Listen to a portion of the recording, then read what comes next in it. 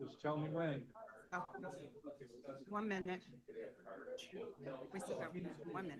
1 minute more. Okay, 1 minute.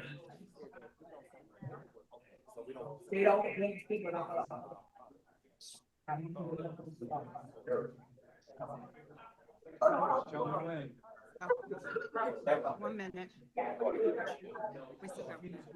1 minute more. Okay, 1 minute. Tell me when. 1 minute. We still got 1 minute more. Okay, 1 minute. Tell me when. 1 minute. We still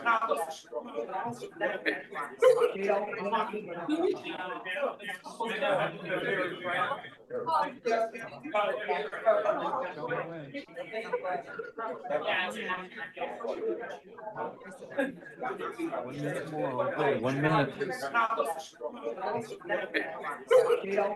Mr. Chair, it's 1 o'clock, but we might want to wait till then. So there's one now, but Bill, I'm not sure if he's.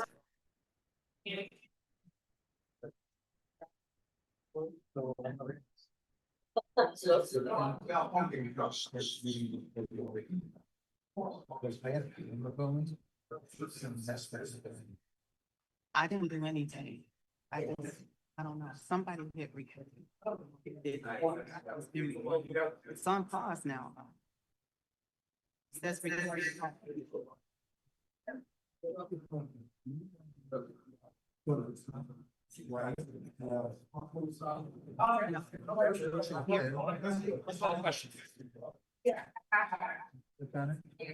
Click here. See if it's fresh. It's not letting me. Good afternoon and welcome to the Recording in progress. Authority Board of Directors meeting. We have a long agenda today and a lot of ground to cover. And so we're going to begin the process. I'd like to have Ms. Willis take a quorum, please. Chairperson Zach, Yeah. I'm here. Vice Chairperson Quadrosi, Here. Secretary Hendricks, Present. Director Baker, Here. Director Brown, Here. Director Miller. Thank you. Our next item is to discuss the consent matters. Is there any of the consent matters that start on page 2 that run through to page 4? Are there any items in the consent calendar that the board would like to discuss? Or are they ready to pass those along? Yes. Chairman, I would like William Wolfson, Deputy Chief Executive Officer. At today's legal committee, they asked that items 8D and E under new business be moved to the consent calendar. And as such, they would be moved to agenda items 3C, 11, and 12.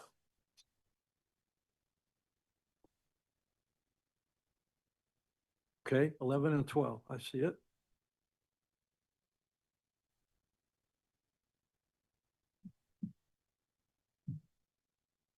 Is there any of these items that the board would like to discuss Or can they be approved when we get to the consent calendar? Okay, we're going to move on to page 4 then. I'm going to ask that we approve today's agenda. For anybody, is there a motion to approve today's agenda? So moved. Supported by Mr. Baker and Mr. Miller. All those in favor signify by saying aye. Aye. Opposed? Motion carried. Item number 5, the consent calendar. Is there a motion to approve those items on the consent calendar? Been moved by Ms. Quadrosi, supported by Mr. Brown. All those in favor signify by saying aye. Aye. Opposed? Motion carried. The next item is on the agenda is public comment. I'd like to read this item so that we all are on the same page. The public should be aware that on today's agenda, we have both public comment and public hearings on our proposed biennial budget, as well as the schedule of revenue and charges for fiscal year 2026, 2027. The proposed biennial budget that is the subject of today's public hearing reflects our financial plan and covers fiscal year 2026 and 2027, ending June 30th of 2027, and fiscal year 27-28, ending June 30th of 2028. The proposed schedule of revenue and charges covers fiscal year 2026, 2027, ending on June 30 of 2027. Today's public hearings are an opportunity for members of the public to raise issues that they would like this board and the authority to consider as part of its biennial budget and schedule of revenue and charges. In addition, as a part of this hearing, members of the public may comment on the portions of the proposed capital improvement plan for fiscal years 2026, 2027 through 2030, 2031, which are reflected in the budget and charges. To reduce confusion, we will open our public comment period and public hearing concurrently so that members of the public will be able to address matters of general concern and/or the proposed budget and charges without having to determine when the appropriate time is to raise those issues. We will start our public participation by hearing from the members of the public who are physically present in the room today. If a member of the public who is physically present at the meeting wishes to address the board, they may do so by approaching the podium during the opportunity for public participation. After hearing from members of the public who are physically present, we will continue our public participation with members of the public who are participating virtually. A member of the public who is present at the meeting via Zoom and wishes to participate in the meeting in the public hearing may do so by raising their hand with the program's icon or by pressing *9 on their telephone. Finally, written comments submitted by members of the public have been received by the board and will be made a part of the record of the public hearing. Each member of the public who wishes to participate will be given up to 3 minutes to address this board.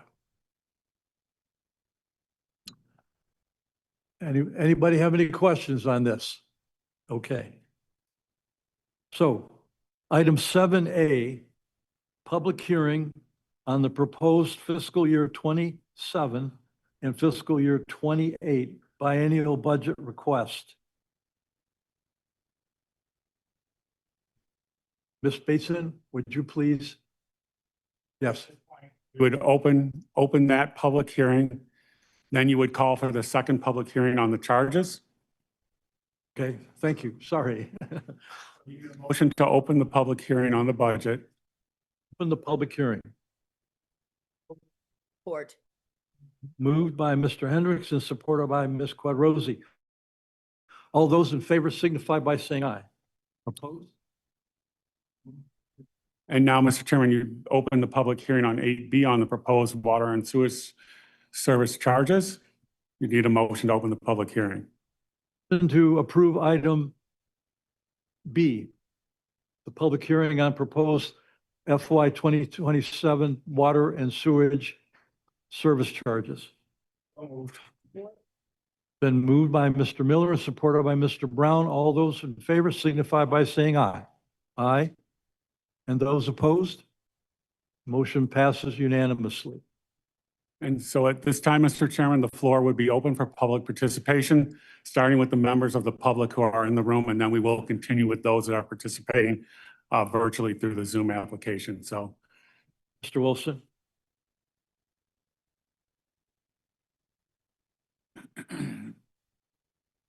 so you may want to ask if anyone would like to approach the podium.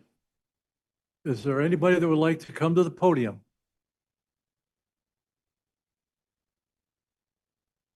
Three minutes. Just want to remind the speakers, you have 3 minutes. Mr. Chairman, you have cards. I apologize to the public. I didn't know that we had turned in cards, so we would call the cards first and then we'll ask the public. They haven't turned in a card to approach the podium. I apologize. And I didn't realize that we had them. We have is it Joanna Whaley? That's you. Thank you. Here, okay. Hello, my name's Joanna Whaley. I'm here today to speak on behalf of the many residents that I speak with in the communities of Allen Park, Lincoln Park, Melvindale, and Southgate in the Downriver area. Our community is already struggling to make ends meet. When we have residents who make between $20,000 to $30,000 a year, we are having to choose which bill not to pay. So when we have to be faced with each and every month rising bills, and we go to our city council meetings, we have comments, and we hear there's nothing we can do about it, we as residents have to do something. We have to pick which bill do we not pay today. These are easy choices to make to experience a rise in your bill when you're making over $100,000 a year, but my community does not. So I am here to ask you today to find it in your heart and be creative. Find a way to say no to rising our bills again, because it's not just you rising bills, it's DTE, it's every convenience store, it's every grocery store. Bills are going up everywhere. Don't make us make the decision between medication, food, and a bill. Thank you.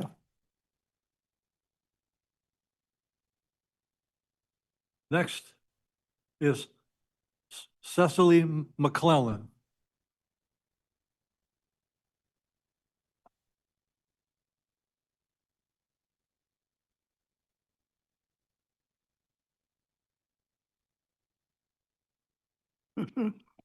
Cecily McClellan. I'm with We the People of Detroit, and we are opposed to this water rate increase. And although we have been assured by the Department of Water and Sewage that we shouldn't see more than a 4% water rate increase, we would like to see no increase. We have approximately over 60,000 residents in the city of Detroit who are making under 200% of poverty, who are eligible for a water affordability program and an assistance program. These people cannot afford to continuously see each year the water rates increase over 4-5%. It is unsustainable for our residents. On a regular basis, we are receiving calls of residents who have already enrolled in the Easy Pay program.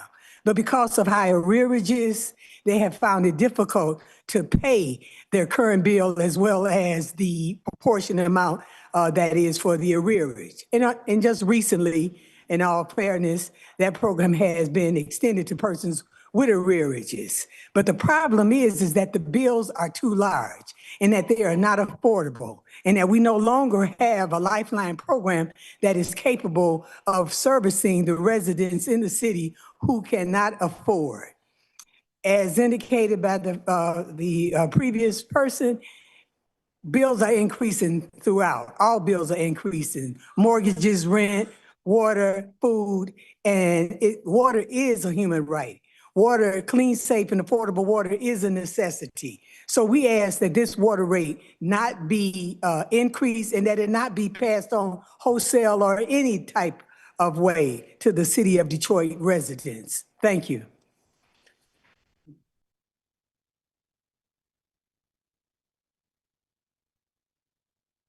The next speaker is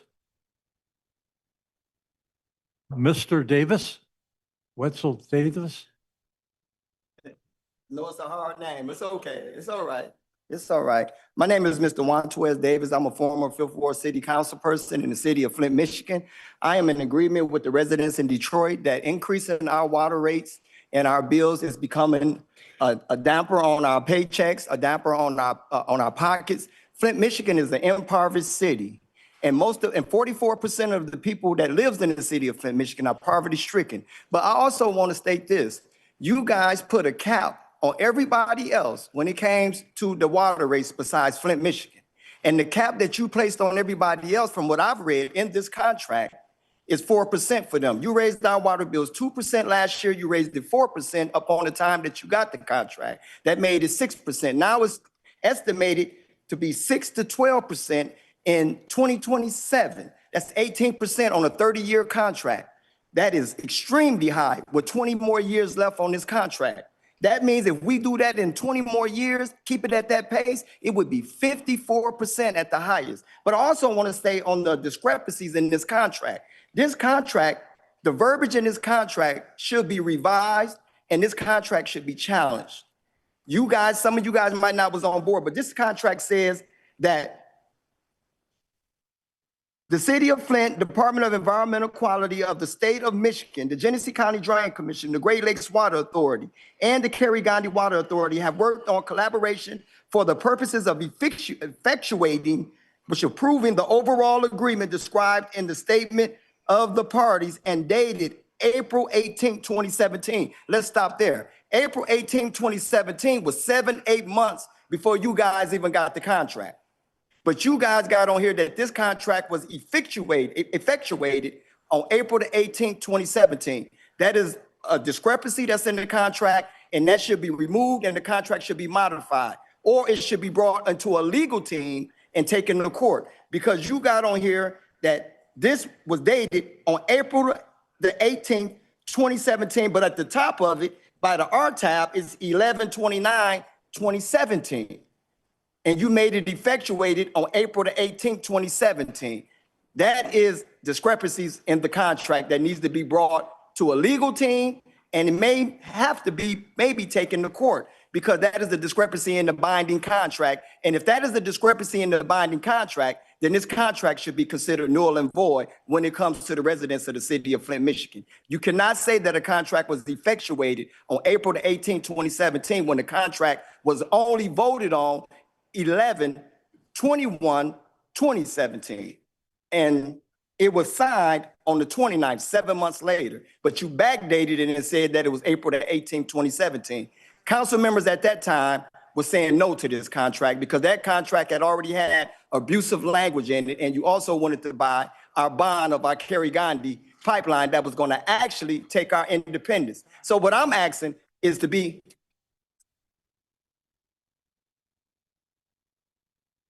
Our next speaker is Tommy Airy.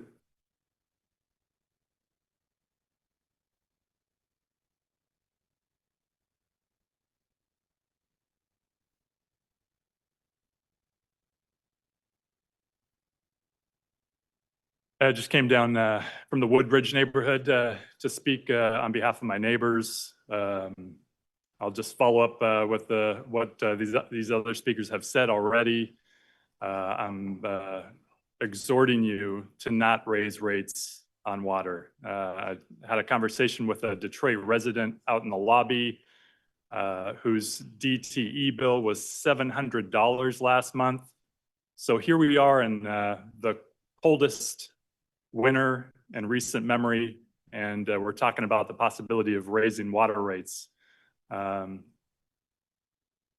This is immoral, and it's immoral because we do not have an affordability program in place. We have an assistance program that is going to run out of money, and it's not going to be available for the numbers of Detroiters who actually need help in this city. I'm exhorting you, do not increase rates on water. Thank you. Thank you, Tom. Mr. Avery. Our next, Michael Clark. Sorry. Good afternoon, Michael Clack. I'm a proud lifelong resident of Flint, and I'm here today because I believe that decisions like this need to be examined, not just for what they generate in revenue, but for what they require from the people who have to live with them. Right now, the city of Flint pays approximately $593,000 every single month in fixed charges alone, even if we don't use one single drop of water. That's more than $7 million a year to stay connected to you all's system.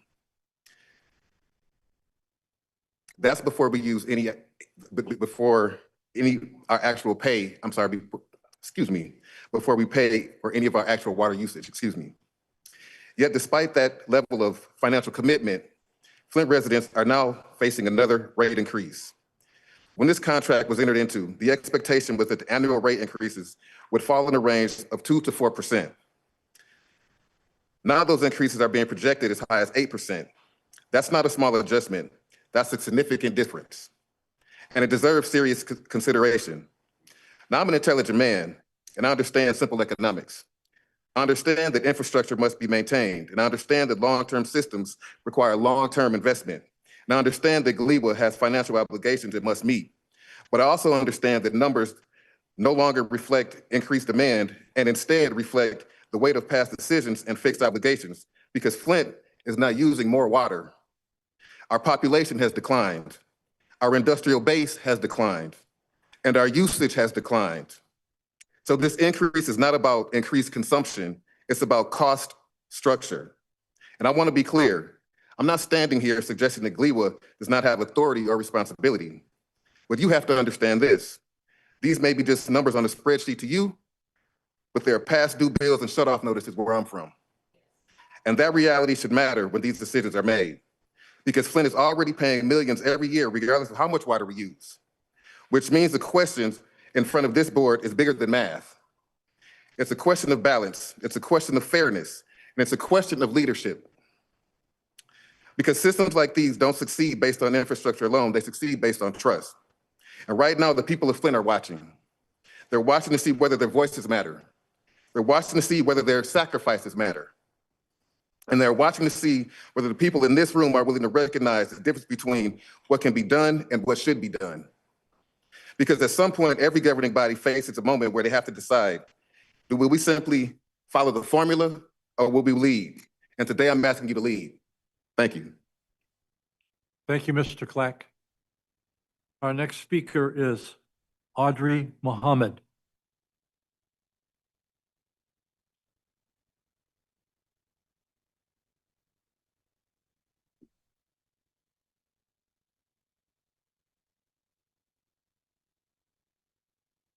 Good afternoon. I thank you all for the opportunity for us to be able to come down. This is my first time coming down, but I am a resident of Flint. I was there prior to, of course, as we all know, the water crisis. My water rates have increased tremendously. I was blessed to be able to get a whole house filtration system put in my home, but I still have to incur the cost of replacing those filters every year. You can see I have my family back here. I have 6 of my grandchildren and my daughter here. That's kind of high for us to be paying extra money. You know, we have to go to different services to try to get assistance to help us with paying, and they only pay for the past due amount. Right now, today, for tomorrow, it's hundreds of shut-off notices to residents of Flint right now due to high water bills. Y'all, if you don't know it, Flint is one of the highest cities in the country that pay for water. So we have that extra cost that's coming in on us. Plus, there's things that can happen. We need water affordability in Flint. However, where does that come from? You know, you got to fight to get in, to get any kind of assistance to try to pay. And if you work during the day, you screwed up, because guess what? That's the only time they open for you to get assistance is during the day. So the poor working class kind of left to the side. You know, it's almost like you can't work in order to get assistance, because if you at work, you got to wait on somebody to call you back, but you on your job. Now you put yourself in jeopardy. So it's a double-edged sword for many of us that lives in Flint. But our working poor, we don't, you know, I'm listening to what everybody else is saying, and I'm riding on their backs because I agree with everything that they have said. But like I say, Flint has a lot of shut-off notices that's due tomorrow for shut-off because they're not able to pay even the minimum amount that is required. We just ask for your assistance, your consideration when you raise the water rates. I understand inflation happens. You know, we understand that part. I understand that business side of it too. You know, water it increases. But just think about it. Myself, I don't only have a water bill to pay, but I got to make sure that I keep the filters just to keep clean water. And no, Flint water is not clean, because when my filters get old, we get rashes. So it is not clean. They keep lying and saying that, but it ain't clean. The pipes haven't been finished in Flint. That cost is coming back on us as the residents. It's not going to anybody else, because they're going to find the money somewhere and it's going on us. And we already done got slapped in the face with what we received, because I had no physical injuries that they could claim. I only got $1,000 as a settlement. No chance for nothing else. That don't take care of the filters that I bought for my house. It don't take care of the cases of water that I have to bring in. We got babies and children. They can't mess with that water that's coming into that house. I still don't trust it, even with the filtration system. That's just for us to be able to shower and wash. I thank you all. Thank you.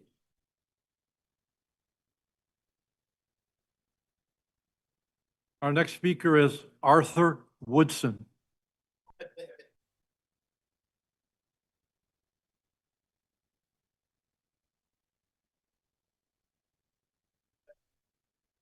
Good afternoon. Let's start off by saying that this GLWA shouldn't even be here right now, because it was given to you all under false pretense.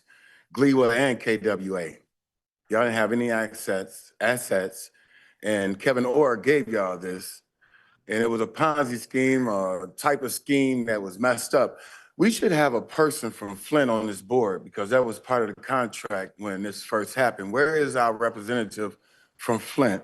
Also, let me read this to you, because I didn't see this in any notification or anything. In the contract, it states, as soon as possible in the charge making process, GLWA shall provide information on proposed charges in the draft data and information used in the calculation of proposed charges in a format that will enable customer to assist in the charge making process.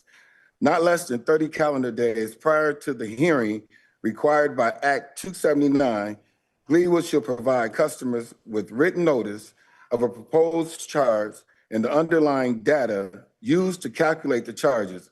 GLWA shall meet with customer to review the charges and the data. Was this done? We are a customer, not just the city of Flint, not just the mayor, not just the city council, but the resident is the customer of GLWA. So we should have seen the calculations, how y'all came up with this rate increase.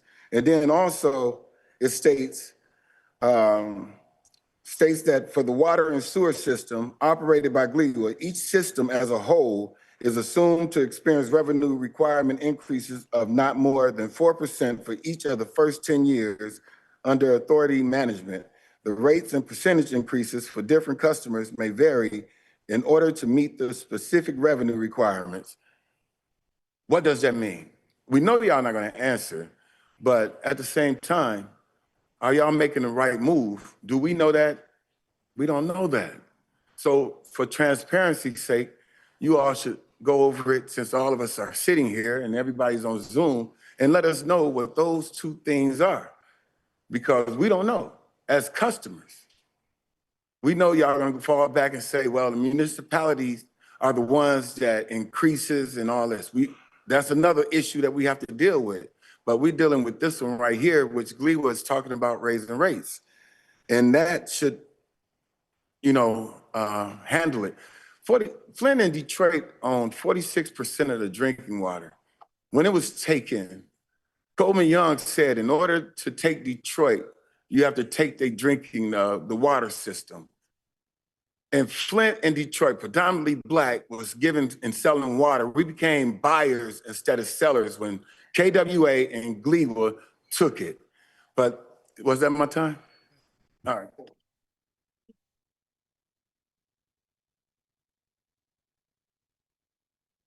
Is Rich Jones.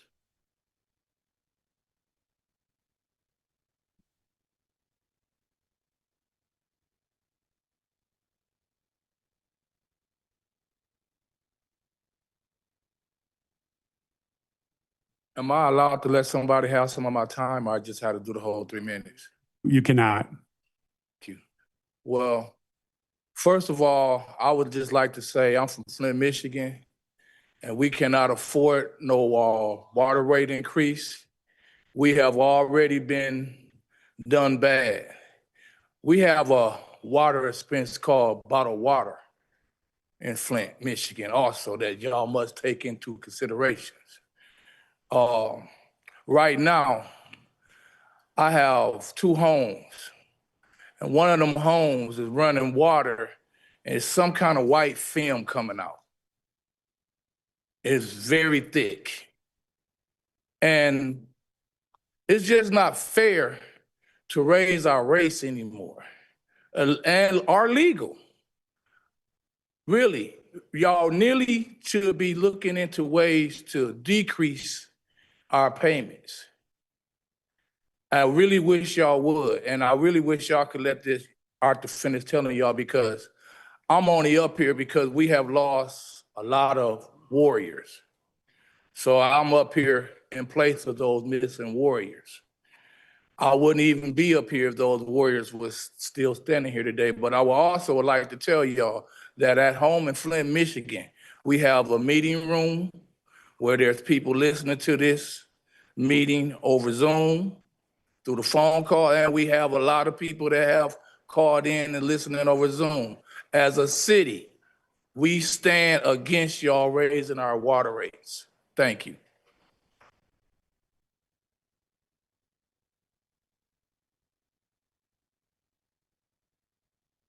Speaker is Cynthia. I'm not certain of the last name.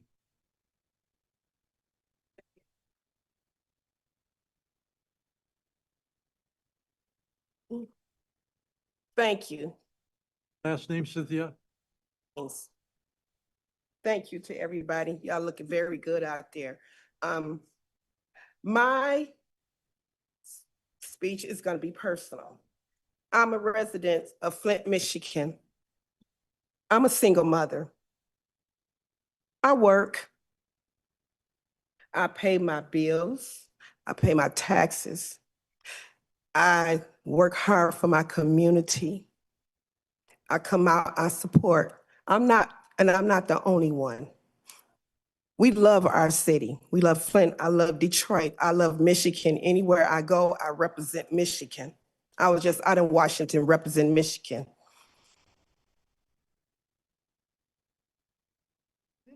It's raising the water rates. It's gonna hurt communities. It's gonna hurt underserved communities. It's gonna hurt our children. It's gonna hurt families because families are already broken and they're already torn. Most of the communities between Detroit, Flint, Saginaw, and Pontiac are broken and they're underserved, lack of resources. And again, I understand inflation, I get that. I do. But where's the compassion, especially for Flint? Flint, we was hit with a tragedy of poisoned water, where it affected our children, our homes. It affected our water, our lands. Not even that, I have to speak for the people that live in the outskirts that have pump waters.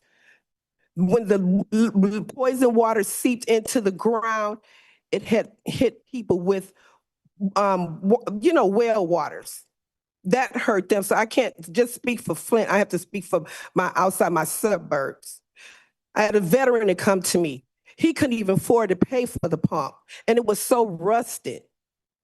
What I'm asking is that please be considerate and compassionate and think about the families that you hurt in the communities that's already broken and underserved.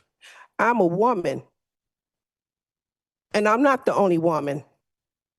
And right now, women, we are carrying the weight. We're carrying the weight of the world. We're carrying the weight of our families, our communities.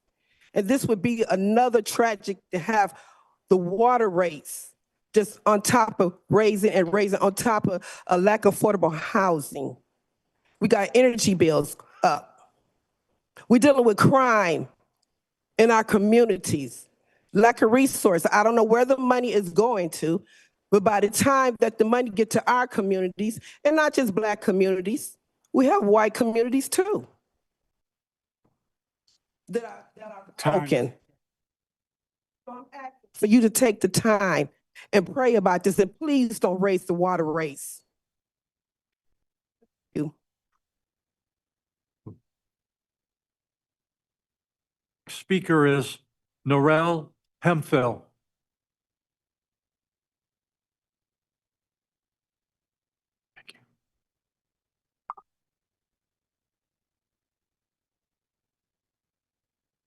Peace and blessings. My name is Norel Hemphill, and I have the honor and pleasure of serving as the Legal and Public Policy Manager at We the People of Detroit. We were here a year ago, and last year there was a rate increase of, I believe, about 6% on drinking water and about 7% on wastewater. And we still endured increases while they were less than what was originally proposed by this board. We did endure those increases. As the residents of Flint had come before us, and residents of Detroit and all over Michigan are coming today to mention the water is already unaffordable. To make it increasingly unaffordable is an affront to our human dignity and our right to water. Water is life. No human being in this entire building can live without water. And again, last year I came before you and I'm here now. And I come here now changed, with the Detroit Lifeline plan diminishing, with the House bills being stagnated, not having the support of our water department and of GLWA to go through that legislative process. It changes and really breaks something in you when you're on the phone with elders who are crying because they're afraid that their water would be shut off, or who are crying because their water is shut off and they're not sure what they can do. And they're going from house to house to borrow a glass of water to take their pills. And to see and hear, to see people scoop feces out of their toilets because their water is shut off. To see people with sores and soft tissue disease because their water is shut off.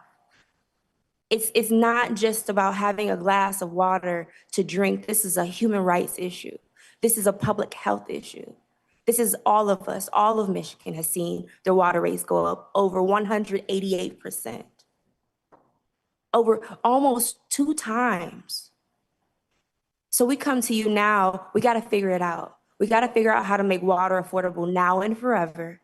We need your support on this House legislation that is a true water affordability package. It is the Affordable Water Now package by the WELL Coalition. That's the Water Equals Life Coalition, WELcoalition.org. It's House Bill 4555 and 5170 through 5173. We need your support on that. We need you to call the Congress people. Call your legislator and tell them to support that bill because it truly codifies water affordability. So we don't find ourselves here year after year, so that those who are the most vulnerable, the children, our elders, those with special circumstances and differently able, so that those people are able to sustain their right to water. Water is a human right. Everybody deserves access to clean, safe, and affordable water. Thank you.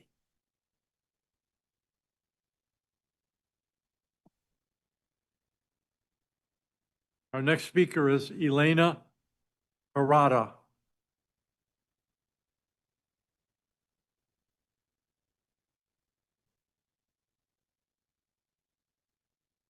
Thank you. Good afternoon.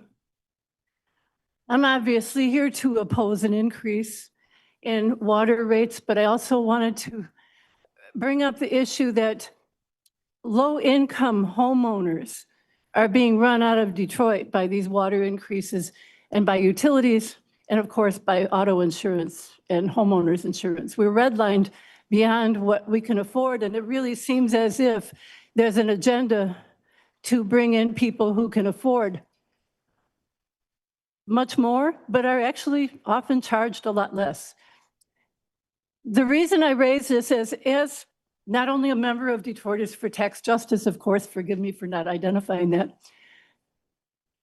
also as a low-income Detroiter, and watching particularly the drainage fees take up so much. I mean, we're like really paying a rain tax here while other communities have gotten away from it. They have beat it in court, but we haven't.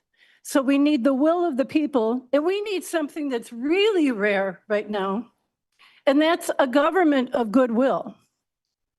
We need people who will stand up for the majority of us, which are working class and poor people, and water and utilities are a source of life. We're not asking for a new sauna. We're not even asking for a rec center. We're asking for running water and the ability to flush our toilets. I'm asking each and every one of you to imagine what it's like to not be able to pay for your water, to not be able to give your children a bath when they need it. And upon parting, I'm just going to say, I can't imagine in what world Flint should still have to pay any water bills. Thank you.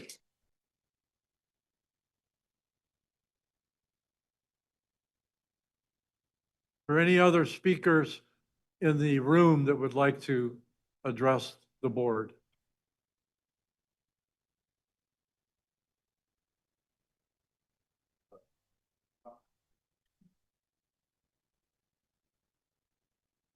Thank you. Hello, everyone. Kimbrough. Oh, no, you said Brooke Timbrough should be up here? Kimbrough? Brooke Kimbrough. Perfect. All right.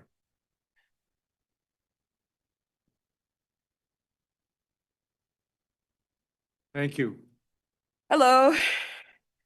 Good afternoon. I'd like to open by saying this plainly that families are already struggling with their water bills because of the regular rate increases that have made water the most essential element to all life, a luxury. Michigan is home to the Great Lakes. We possess 20% of the world's fresh water source. And so it is an international tragedy that families are struggling to afford access to water. We have the opportunity to be a leader in our region, in our country, by supporting water affordability policies and practices that identify that having water for everybody is a necessity. I think that everybody has made it clear that communities in Flint, Detroit, and across the state have been struggling, and that we need to prioritize people over profits. I'm a doula, I'm a mother, I'm a pregnant person, and I'm an environmental justice organizer, and I'm sick and tired of seeing families struggling to decide if they're going to pay their mortgage, if they're going to pay their water bill, are they going to buy groceries, are they going to pay their DTE bill? We need to prioritize families over profits. That's all we've been asking, and I don't have anything else to say.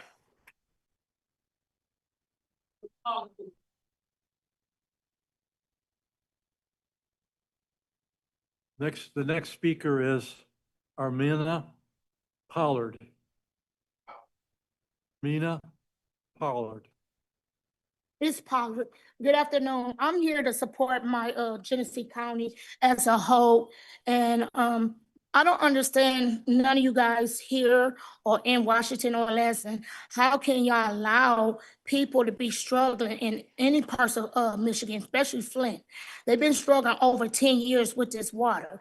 I'm part of the Water Warriors back then, with Arthur Woodson. I stand by them. I even brought semi trucks to bring water. But my thing is, you guys are all drinking clean water in your home with your family, but people in Flint and Detroit not, especially Flint. You got single parents, single moms, single fathers, families are struggling to pay their bills because everything in Michigan is very high. We the only state, Michigan is paying everything high and everything. You go to other states, their bills are cheaper than ours. And my thing is, ask yourself deep down inside your heart, how would you feel if you and your family was in our boat in Michigan, especially in Flint? Mortgage payments are high, groceries are high, car insurance is high, mortgage insurance is high. Nobody help us.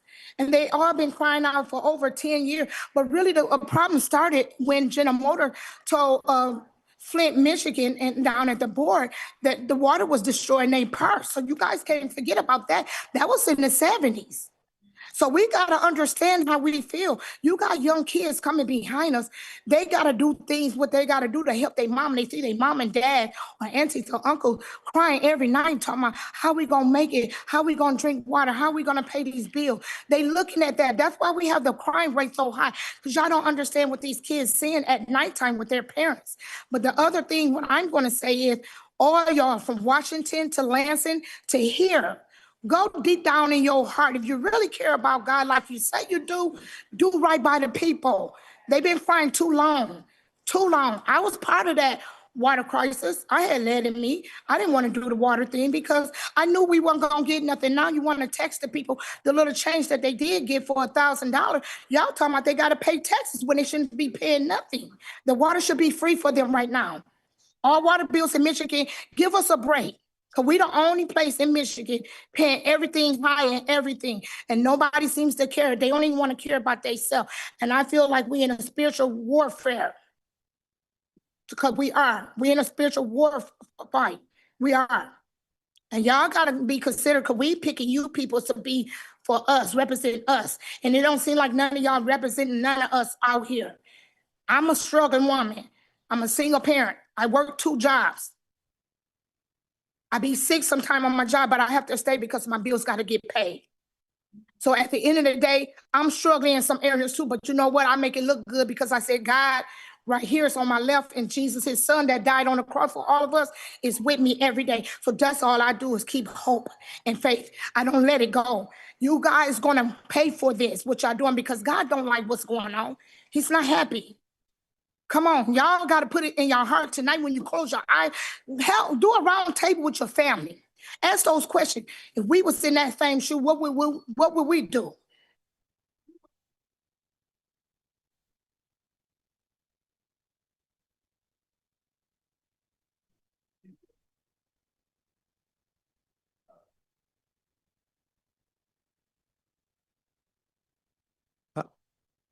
Hi, my name is Lathan Jefferson. I reside in Flint, Michigan. I grew up in a part of my life in Romulus. I own a house in Ann Arbor. Even with my running my water, 4 people in the house, washer and dryer, my quarterly water bill is $35. And I have an electric sprinkler system. So you're going to raise the rates of the people in the city of Flint. Flint is the reason why everybody in this room speaks English.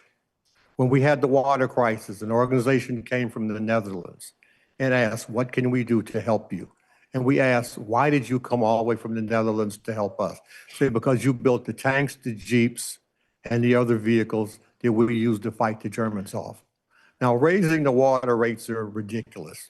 You know, some of you probably looked at the young lady with the 3 or 4 kids, and she said, well, you shouldn't have had all those. Well, how many of your grandparents had 10 or 15 kids?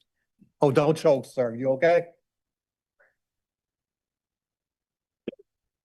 Got water right now. 10 years ago, at 600% being sold to the city of Flint.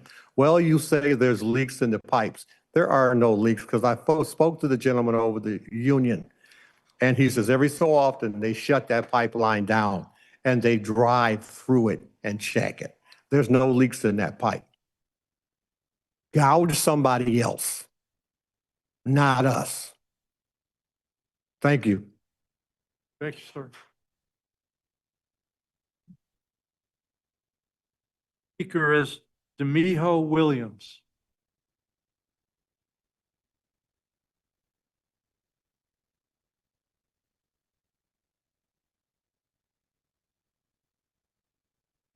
Hello, good afternoon. My name is D'Amico Williams. I am the Chief Executive Director of Hydrate Detroit. I provide assistance of water bills, water delivery, consultation, advocacy, and payment of water bills to Detroit residents that have having their water shut off or about to be disconnected of service. I just want to say, I'm not sure if this is the general meeting, but a few housekeeping rules. I don't see the timer on the clock. I don't see the timer. Also, this is not an appropriate place to have it in your meeting when you could have a separate meeting from the general rate so that everyone around the region could participate. That's not fair to do it during the workday. I remember me saying these same things to you all last year, and it still has not changed. Well, I'm going to read to you what an email that I got today.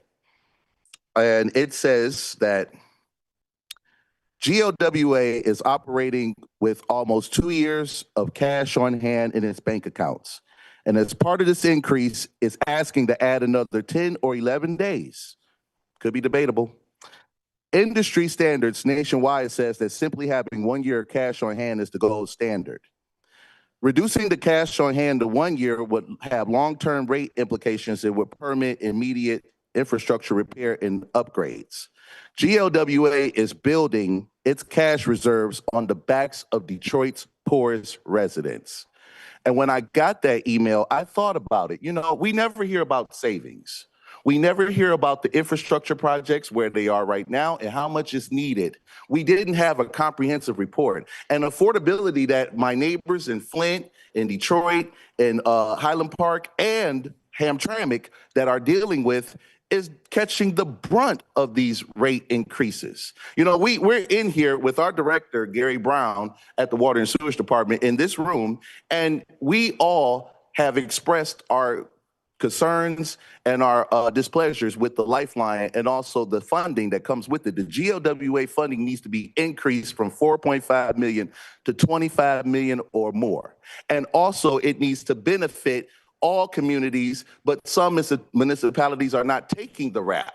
And Wayne Metro is insolvent, the United Way don't have any money, and the state budget doesn't have any allocation for water affordability. There's 2 bills currently in the House right now, and it's not being moved because of MAGA Matt Hall and the reindeer games going on in Lansing. So what are we gonna do to save money? Cut from the internal. We're going to look at all the projects. We may need to scale down some of these projects. We may need to scale down infrastructure. I'm sorry you all have to hear this, but it is a reality. We need to tighten our belts and cut our budgets. Let's start by cutting the budgets of the most highest paid officials first. The people, the contracts, the subcontractors, and those that are on these jobs getting the highest pay, let's cut them down first. Then let's go through the administration and the infrastructure projects to reduce so we can have water affordability for the region. Thank you for taking my comments.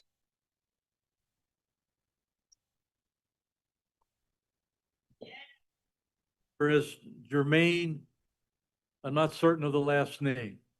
Jermaine, maybe Pappas? Good afternoon, board members.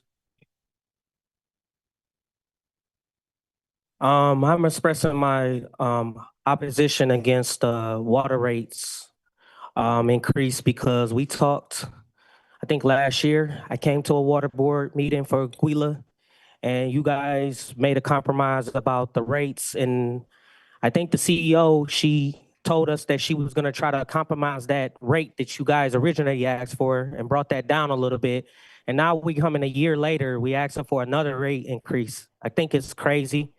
We're going through all type of difficulties in the city of Detroit amongst other cities, Flint, Detroit, and other little small cities and towns that can't afford where they're living at, can't even afford rent nowadays because it's so high. People are losing their homes to foreclosure and property taxes and all these kind of things.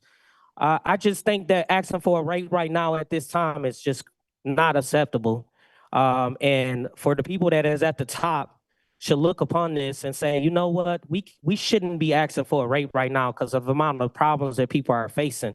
With the economy being horrible and people are lost their jobs and we're kind of in a recession, a depression, because if people can't afford water and they can't afford their DT bill and they can't afford where they live at, that's a crisis. That's a human crisis. That's not just a crisis, that's a human crisis. So just let alone people having problems flushing their toilet and feeding their kids and, you know, making food with water and they can't even afford to, you know, flush their toilet anymore. That's crazy. Now you're gonna have a humanitarian crisis in their home because now you can't flush your shit out your house. Excuse my language. And now you can't drink water. So I think that's crazy that we will be asking for another rate increase from both CEOs, Gary Brown and the CEO of GLWA. I think you guys need to resurface this and think about this. Is it the right time or should we come back and revisit this next year? Maybe the next year be a better forecast for this, but right now people are struggling and this is crazy. There's prices that poverty has decimated areas in this city and along with Flint. Decimated it. When I talk about decimated, have you been in these neighborhoods and seen that there's no houses? Houses are falling apart? This is not rocket science. Gary Brown, I know you live in the city. I know you ride down these neighborhoods and see all these different difficulties that people are struggling, standing at bus stops and all that kind of. I know you see it, Gary. Come on now, Gary. You're supposed to be with us. You told me at the last board meeting in December that you were with the people. You told me you're going to work hard this year to make it for the people. You're going to work with us. You told all our water activists this, Gary Brown. You remember that? Because I didn't forget. Thank you.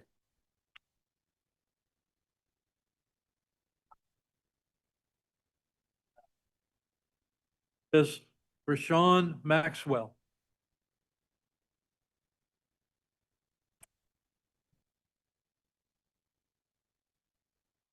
Hello. All right, I submitted my comment the right way this time. All right, Rashawn Maxwell. I am actually coming up on my 1-year anniversary of being a Michigander. And I wish I could say that this has been a great year for me. My family, I'm a mother of 4, and I'm grateful for my family. I have a daughter that's special needs. She's going to be 2 next month. And I'm so excited to, celebrate her birthday, just as I imagine all of you are. Excited to come into birthdays and celebrate your lives with your families. I have been listening to all these comments just like you all have today. And unfortunately, I realized something that maybe you all have been reckoning with since you've taken up your roles, that you didn't choose an ordinary position, that you didn't choose to head any just ordinary corporation, that you actually chose to stand in the gap for our humanity. Water is not like any other issue that we hear about in these city council meetings. Water is what we all need to live a life, to thrive.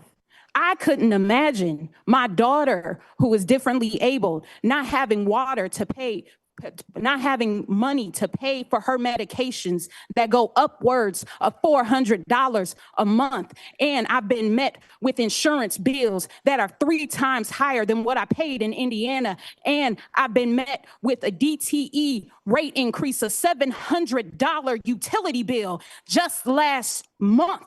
I did not imagine this when I moved here last year. I did not imagine this when I was fleeing one state in hopes of having better outcomes for my beautiful Black children, that I would be met with an affordability crisis that quite frankly would not exist if I had stayed in Indiana or had stayed and endured tornadoes in St. Louis or had stayed in Illinois, which is where I'm from, which has some of the highest taxes in the nation. I did not know that this is what my family would be met with. And y'all want more people to move to this state? You have an opportunity to create address a crisis, actually mitigate a crisis by not creating and adding to a water crisis. We have heard from Flint. Garden City has high lead water use.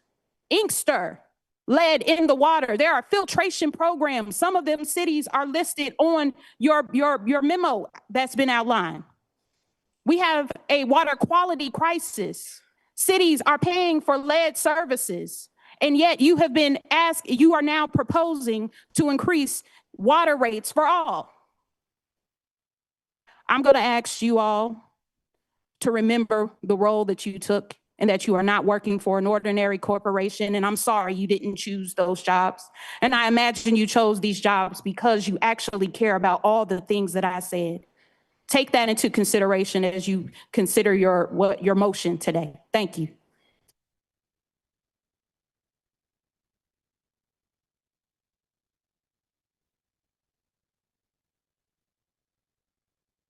In the room that hasn't spoken that wishes to speak?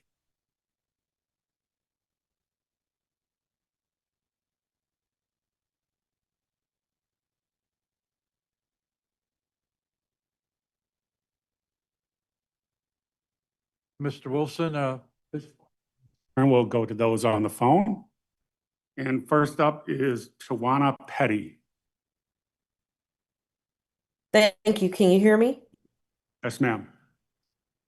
It would be fiscally irresponsible to raise the water rates for Michiganders at a time when families across the entire state are already suffering from unaffordable water rates and expenses. Residents and organizers across nearly every county, but especially in Detroit and Flint, have been pleading with this body for as long as it has existed to issue a true water affordability plan that considers the ability for residents to pay. This body has ignored those pleas, continues to conflate affordability with assistance, and continues to propose rate increases, putting hundreds of thousands of families at risk of water shutoffs.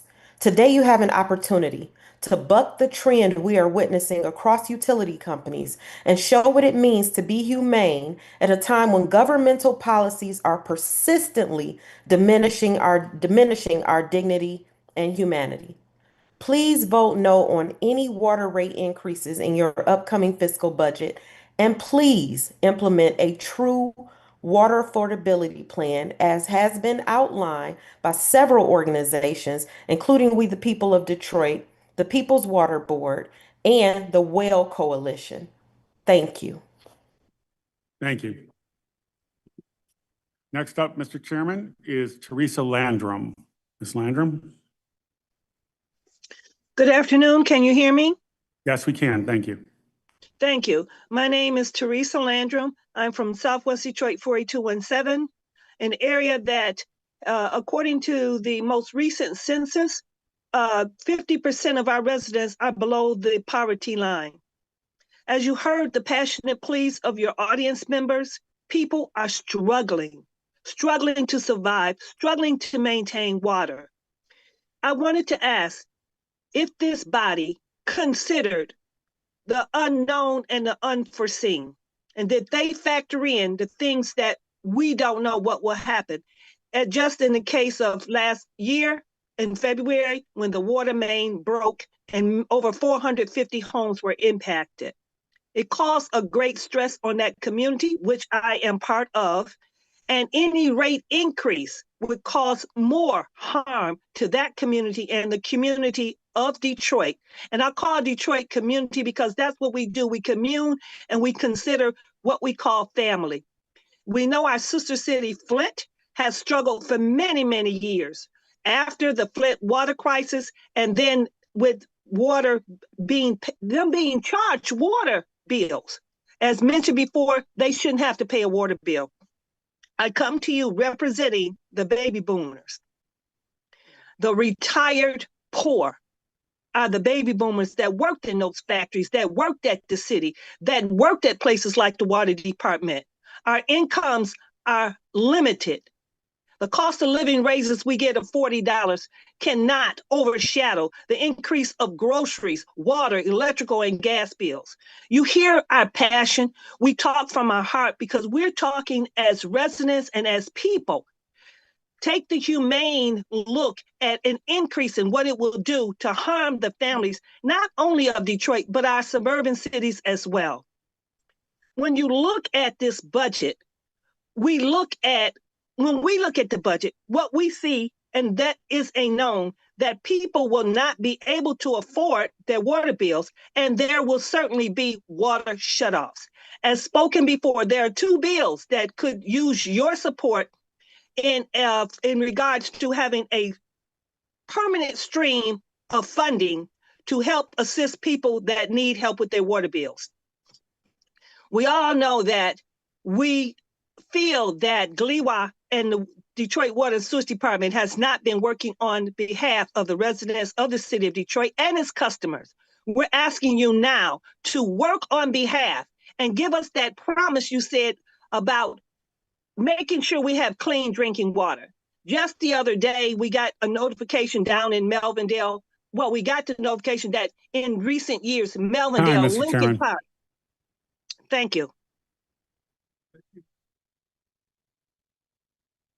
Next up is Mr. Anthony Tucker. Can you hear me? Yes, sir. Okay, thank you. Good afternoon, board. I'm a resident of Highland Park, and you guys know what's going on in Highland Park. And it's to my understanding that the city is still working on the meters for the sewage to make sure that we don't get charged from the other suburban communities with the sewage rates. My concern is that, yeah, I can barely afford what I'm doing now as far as keep up with my water bill now. And I'm glad that the state and GLWA, you guys work with Highland Park as far as to make sure that we're doing what we're supposed to be doing and making sure our pipes and everything are being replaced. But to increase right now for myself of my income, I get a pension from GM, and my pension is not going to go up. And what I got from Social Security, a 2.8% increase, and of course, the inflation rate today, I'm still behind. So I don't know how you guys sleep at night. I got to realize that people are struggling right now, and I just hope to God that y'all at least consider to hold off those rates until things get a little bit better for us. And I hope everything what I just said makes some sense, and hope it gets through your hearts, because right now everybody's struggling on all their bills, and I know what it feels like to pay rob Peter to pay Paul, if I can say that. So you guys be blessed, and thank you. Thank you. Next up, Mr. Chairman, is iPhone. iPhone, if you could make your remarks and identify yourself, if you'd please.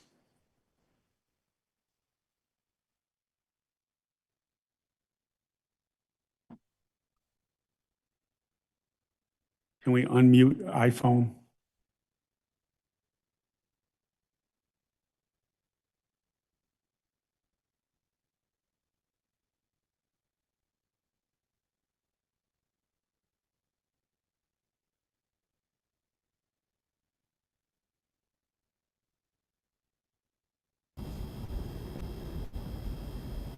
Mute iPhone. Can you hear me now? Yes, we can. Sorry about that. Okay, I am in a watch meeting. I apologize for that. Step outside. My name is Kershie Shafi. I'm a resident of Highland Park, and I'm concerned about the current rate guys are trying to put on everybody.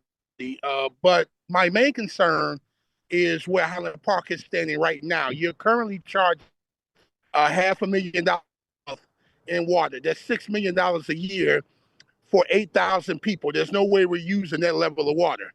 And as far as the meters are concerned, to Mr. Tucker, the meters are in the ground, and the meters are showing that Highland Park is using less than half of what they currently are charging us, but yet the bill is still going up. I'm concerned about when are you going to fix this problem and make sure that you stop taking advantage of the residents of this great state and get your acts together. Thank you. Next up is Eden Bloom.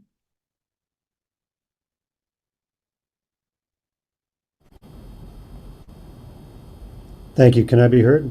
Yes. Thank you.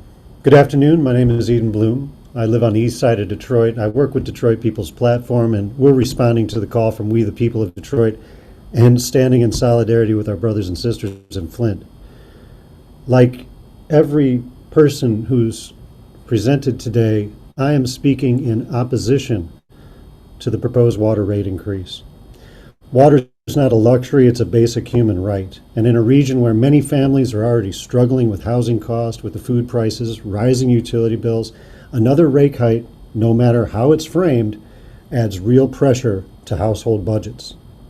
We're told these increases are necessary for infrastructure, for system stability. Maintaining critical infrastructure is important, but affordability must carry equal weight. A system that is financially strong but unaffordable to the people it serves is not sustainable. I ask that GLWA clearly demonstrate what cost controls have been implemented, what alternative funding options have been pursued, how the additional increase in low-income houses will be protected.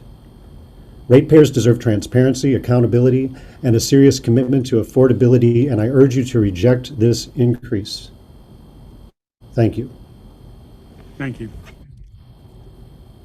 Next up is area code 313-247-3301. And if you would unmute yourself and identify yourself for the record, if you please.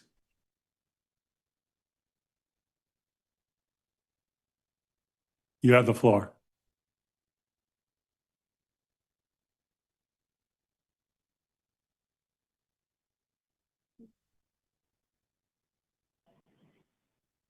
Can you hear me now? Yes, we can. Thank you. Okay. Thank you. Hello, my name is Richard Clay. I am the president of Detroit Advocates of the Blind. We are the largest advocacy organization of blind people in the Metro Detroit area. And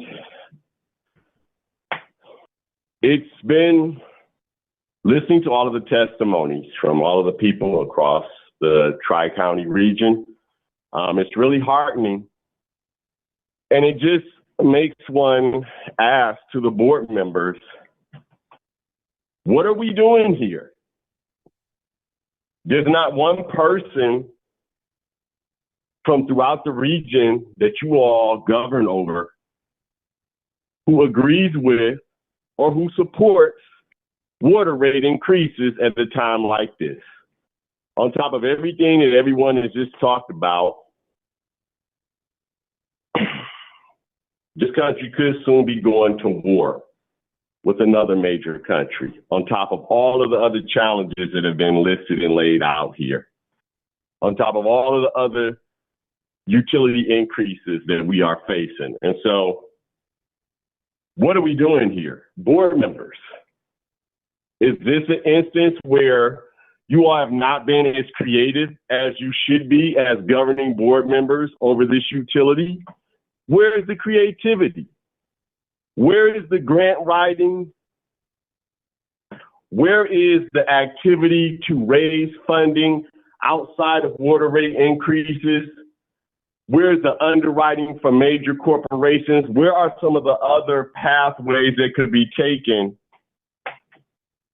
Or even going into the budget surpluses that are there for a reason?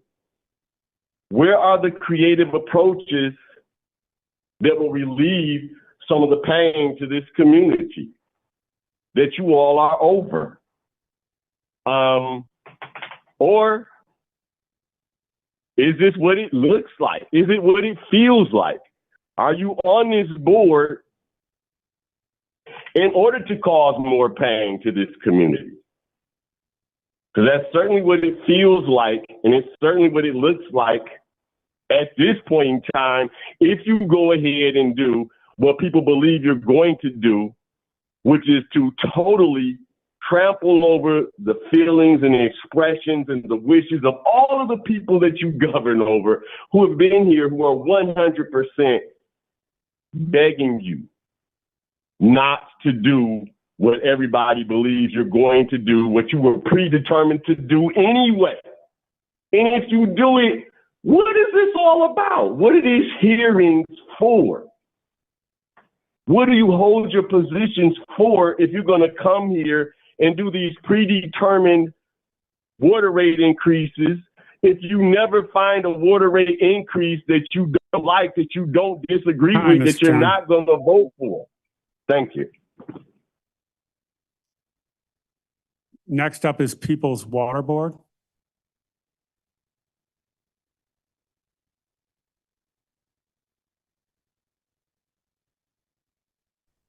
If you can unmute People's Hello. Water Board. Yes. Hi, greetings. My name is Sylvia Orduno, and I'm the director of the People's Water Board Coalition, and so I want to share my remarks in that regard.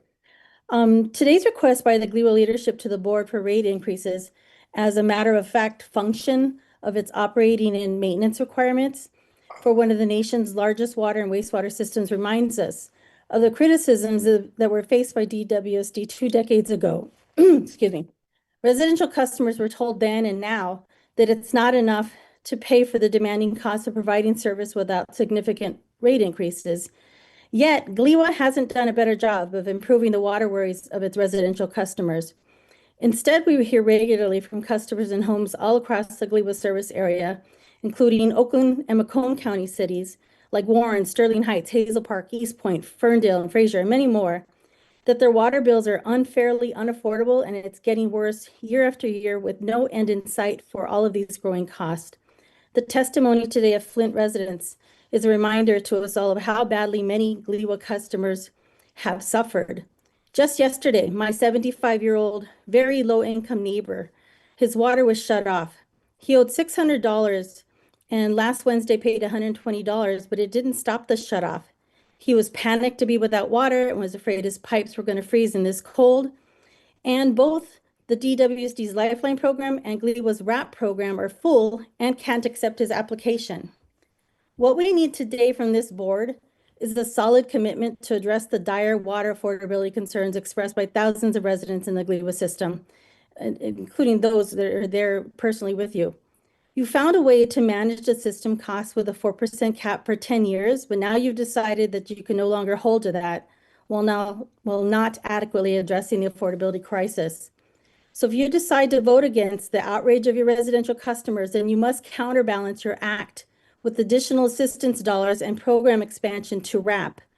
We need this board to pursue and approve an increase to GLWA's water rate assistance program budget that at least doubles the current 0.5% of revenue in the fund. Additionally, we want your support to commit at least 10% of future investment fund earnings to the WRAP 2. We know that you indicated last month that the investment revenue was down, and that was also impacting your reasoning for having to call for this rate increase. But when those investment funds earnings come back, we need to also be beneficiaries of that as your residential customers.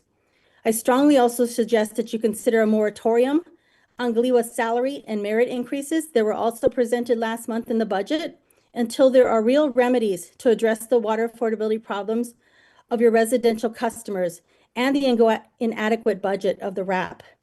Finally, following last month's request from GLWA's leadership to the board to approve the issuance of $800 million in bonds, it's really feeling that as GLWA residential customers, we're going to need to look into this option of getting a petition Time, Mr. or Chairman. referendum on the issuance of bonds. Thank you. Next up is Micaiah Owens. Good afternoon, board. This is attorney Micaiah Owens calling in today. I'm calling in not as an attorney. I'm taking a break from my cases because I'm a resident of the city of Flint. And I wanted to call in today to provide my perspective on these proposed rate increases. I think it's essential to understand that Flint and Detroit do not have the economic base that these cities did even 30 years ago. And, in Detroit, we're a third of what we used to be. In Flint, we have less than half of what our former population was. We, at one point, were 200,000. We now are about 80,000. That being, in a lot of the people that used to live in these cities have moved away. You don't have the same base to charge to support the system. And a lot of your base are individuals who don't have great incomes. In Flint, we range between 34 to 40% of our residents are below the federal poverty line. That being the case, we're in a situation here where the proposed fix to the problem may very well be an exacerbation of the problem, because if these residents, who we're just going to use the word poor, cannot pay their bills, what will that result in is it will result in them receiving shutoff notices. It will result in them simply not using the water that's provided. As we've heard today, elderly individuals simply scooping feces out of their toilets, going to neighbors to get water. And I have met individuals like this in the city of Flint. That being the case, we will result in a situation where we don't receive a low payment from these individuals. We will receive a zero payment from these individuals. That being the case, the proposed the proposed hike is about 3 times what the inflation rate was for last year. We're about 2.7% for the federal inflation rate last year. And the proposed hike, as I understand it, is anywhere between 6 and 12%. To be honest, our residents can't handle it. We have some that can, but the problem is we have a lot who cannot. About 28,000 there's about 28,000 residential customers in the city of Flint. And in 2024, it's a little bit of a dated number, but I think it's recent enough to give us some context. About 9,000 of those customers were behind on their water bills. You've got a third of the people already with the present rates who can't keep up. So what is hiking the rates going to accomplish, except most likely exacerbating that problem? Additionally, a lot of the residents now in Flint and in Detroit are elderly. They're on fixed incomes. This isn't a situation where they can go out and get more work. This isn't a situation where their business is growing and they're going to make more money next year, or they're going to get the raise because they're at the beginning of their career. No, their incomes are fixed. And so very well may be the case is we may be in a situation where, and I want to use this chicken soup analogy that I was discussing with my wife yesterday. Time, Mr. Chicken Chairman. soup costs about 12 to 15 bucks to make, and that'll get you through a week if you're a single elderly person. Time, Mr. Chairman. Next up is Latanya Bell, Wisdom Institute.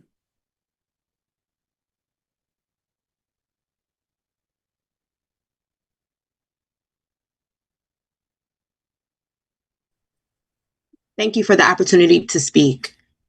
I am Latanya Bell, Co-Executive Director of the Wisdom Institute, an African-American woman and girl-focused nonprofit in Detroit, Michigan that works to achieve reproductive justice at the intersections of access to clean, affordable drinking water and bodily autonomy. I come before you today on behalf of our communities, asking you to not go through with this rate increase. Like so many have said today, for single-parent households, women and their families in Detroit and surrounding cities, the affordability and accessibility of water is inseparable from reproductive health, maternal outcomes, and our well-being. The water rate increase in a city that's already experiencing high poverty rates, extreme housing instabilities, and persistent racial health disparities will have a disproportionate consequence. Black women in Detroit already face significantly higher rates of maternal mortality, preterm birth, and stress-related pregnancy complications. When water becomes unaffordable, families are forced into impossible trade-offs like picking between paying a water bill and purchasing healthy foods, medication, prenatal vitamins, diapers, or even keeping their lights on. Water affordability is reproductive justice, a human right. Reproductive justice affirms the right to have children, not to have children, and to parent children in safe and sustainable communities. A rate increase that further burdens Detroit households undermines the ability to parent with dignity. We oppose this water rate and we urge you to make water affordable in every tap. Thank you. Thank you. Next up is Gracie's iPad.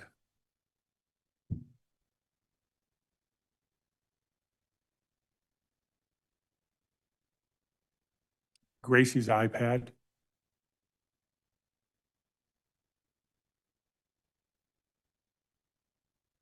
Can we unmute Gracie's iPad? Thank you.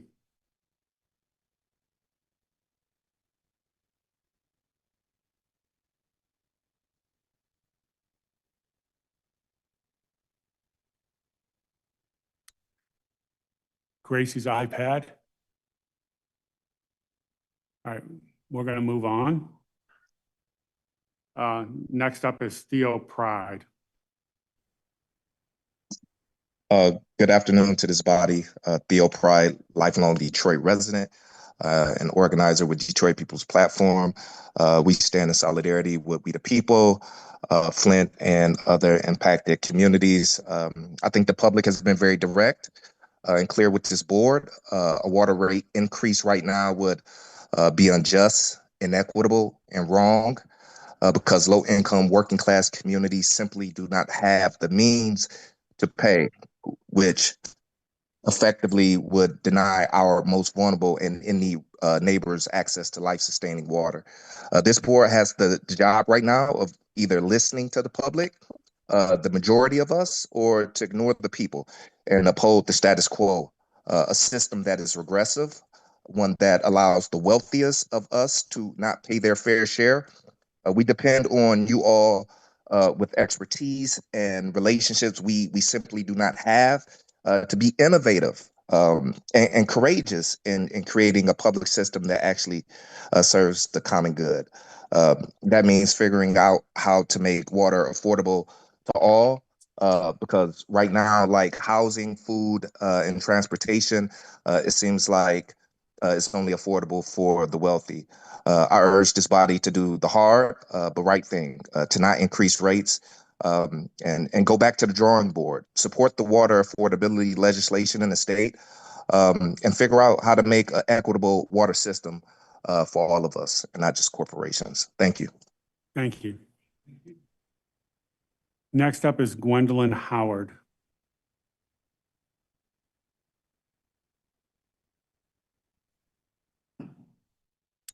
Gwendolyn Howard. Good afternoon. Thank you for taking my call. I stand with We the People of Detroit on their issues about this water rate increase, along with the people that have spoken before me, Attorney Hemphill, Sister Petty, Sister McCullough. We sit in your meetings every month, 2 or 3 times a month, and this came as a total shock when it did hit the information highway. So raising the water is not only just inhumane. Water is a human right, and everybody should be afforded clean, safe, and affordable water. I regret that you guys aren't listening to what the people are saying. You have those that are in person, and it didn't just start today. They've been harking on this since the Lifeline program changed its status and had to go because of income or because of funding. Then they had to change to a different program that was actually working for the people. But GLWA, you sit here and at a board meeting and you said, what was going on in that meeting? Well, I tell you what, at the end of the day, let's just raise the rates. Is that how it went? Because there's no foretalk or whatever about how we got to this point. So I'm not going to hark on it because a lot of my people have spoken before and they made the same point that I would be trying to make. We advocate for clean, safe, and affordable water. We do have bills in the House that you guys need to support, or at least definitely look at it with a fine-tooth comb and say, oh, this just might work. So thank you so very much for taking my call, and have a great rest of your day. Thank you. Next up is A. Trujillo. Good afternoon. Amanda Trujillo, resident and treasurer for the city of Flint. The city of Flint is deeply concerned about the proposed increases in water rates. Affordability for many goods and services is already a significant challenge for our residents.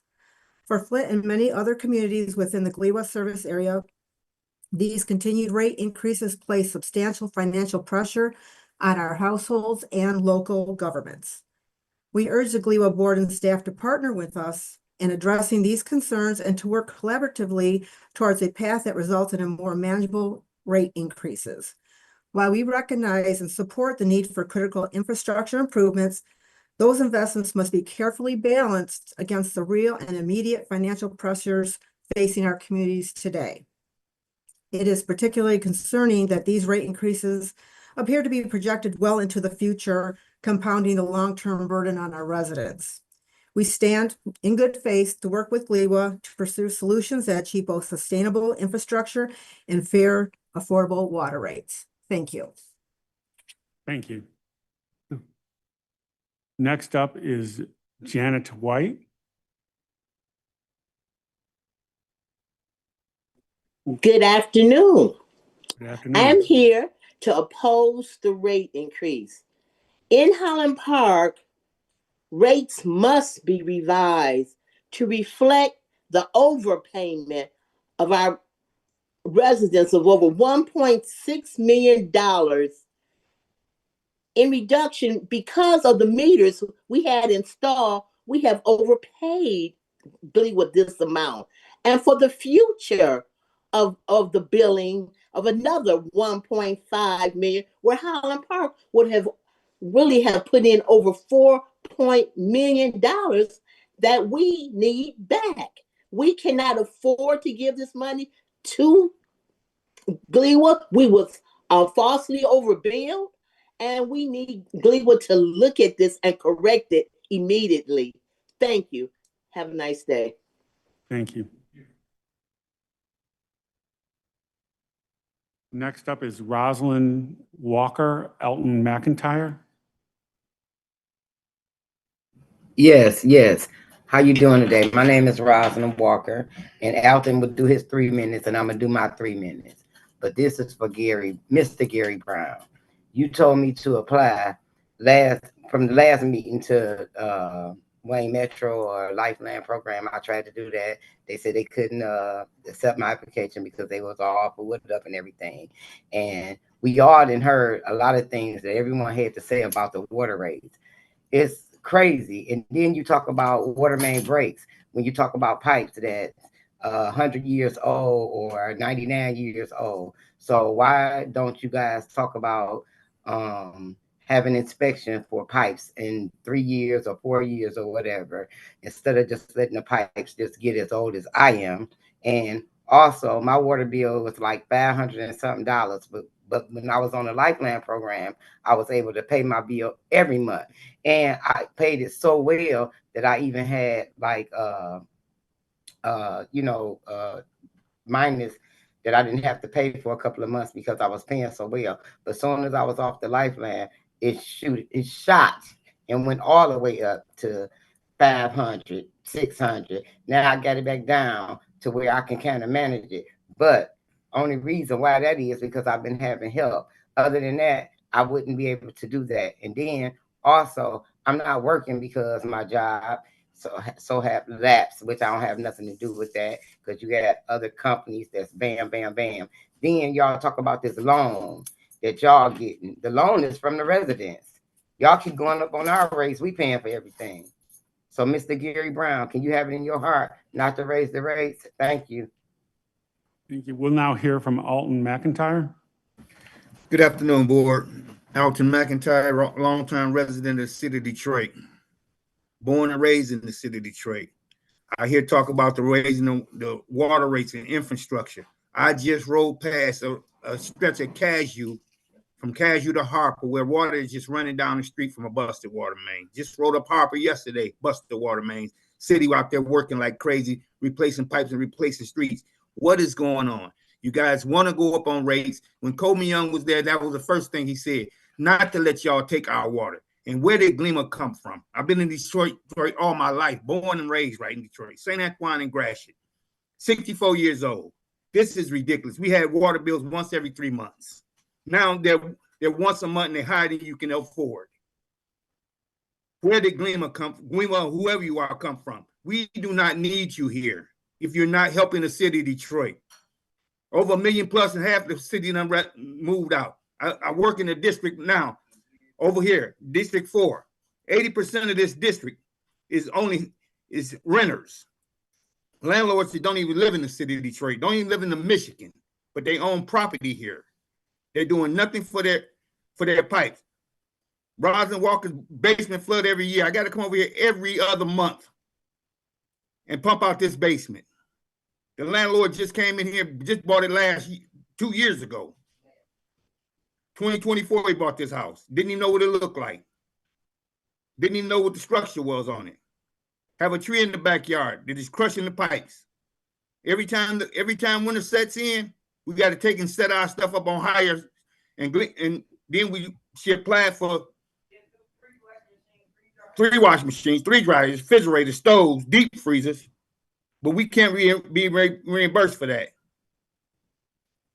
But y'all can do is sit down there and just continue to go up on rates. Continue to go up on rates. It is ridiculous. It is ridiculous.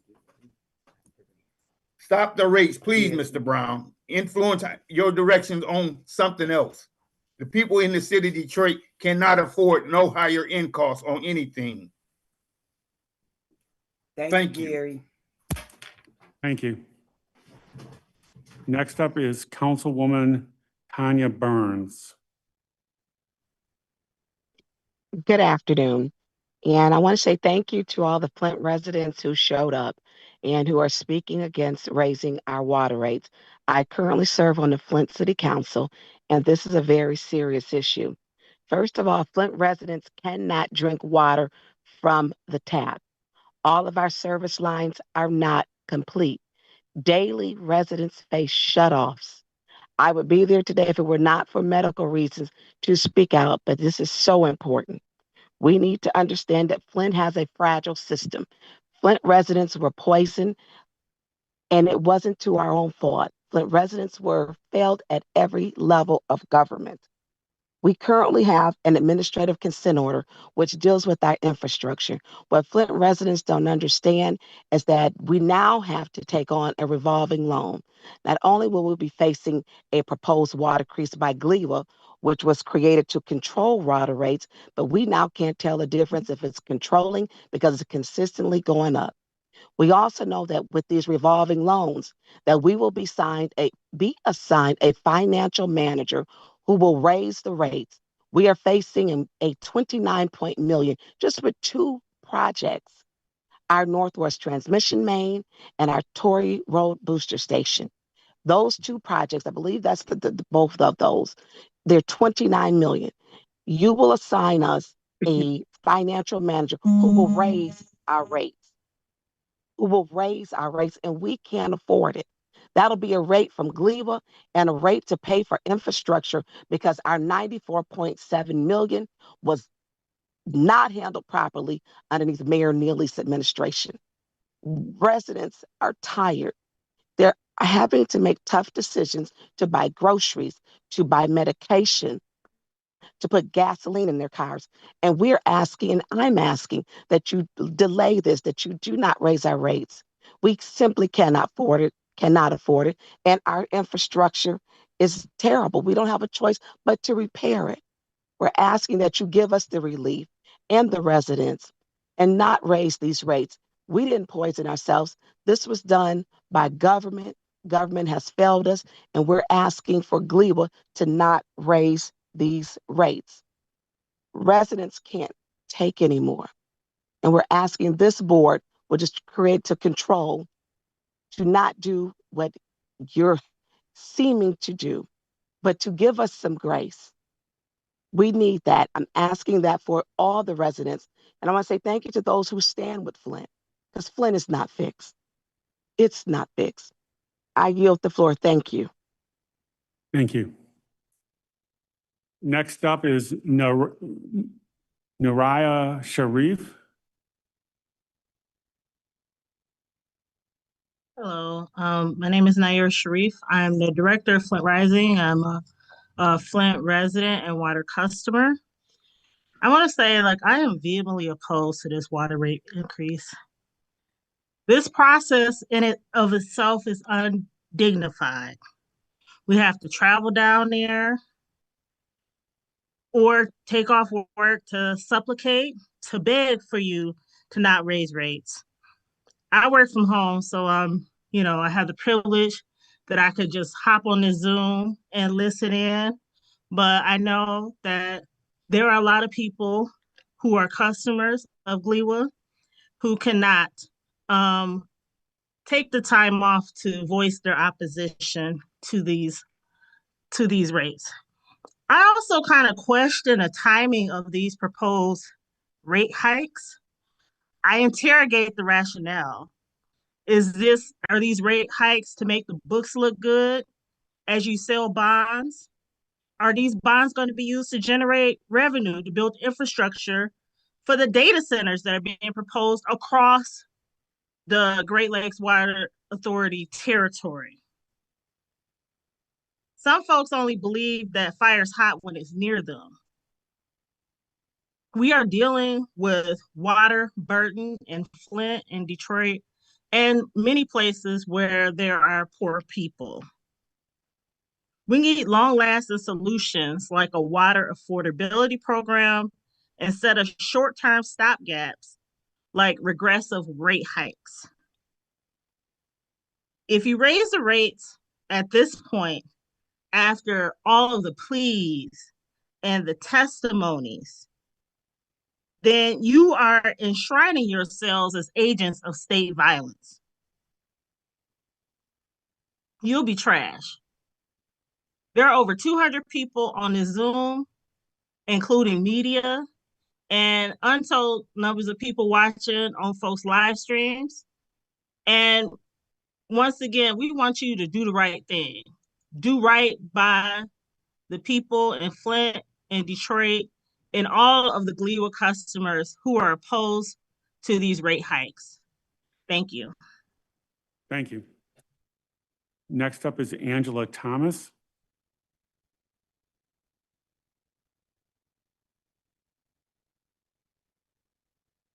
Good afternoon. Are you able to hear me? Yes, we can hear you. Thank you. Okay. Good afternoon, board. I'm Angela Thomas, and I am here representing the city of Highland Park. I'm a resident there. And I just want to take a moment because there's really nothing else that I need to add to what has already been said by the individuals in person and online.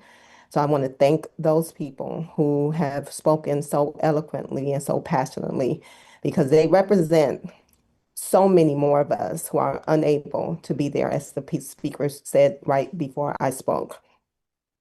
And as a Highland Park resident, I've been living in Highland Park for 25 years. Before that, I lived in Detroit. I also went up to Flint when they had the beginnings of their water crisis, which, you know, is still to this day, to hear them speak and say that their crisis is really not fixed, even though maybe some media reports are incorrectly stating that it is fixed and everything's good. The harm that it has caused that community and so many others is something that I don't know how any of us or any of you or anyone that was involved can go to sleep at night, how it sits well with you. I will never understand that.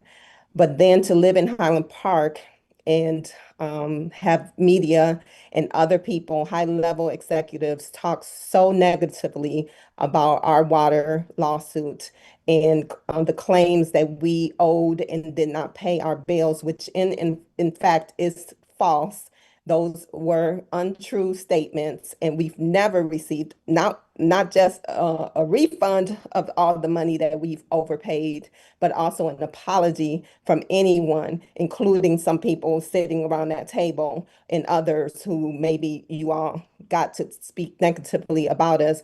But there's more coming, and I hope that those of us who are uniting against all of these water increases and all of this action, I hope we can unite after you all make a decision. With whatever way it goes, it's still not going to sit good. It doesn't matter if you say yay or nay, we still have a fight to unite against. So I'm also gonna just state I'm in opposition of any water rate increase, and I hope that you all consider supporting those people who have put forth a water affordability plan that is actually going to help more people than it will hurt.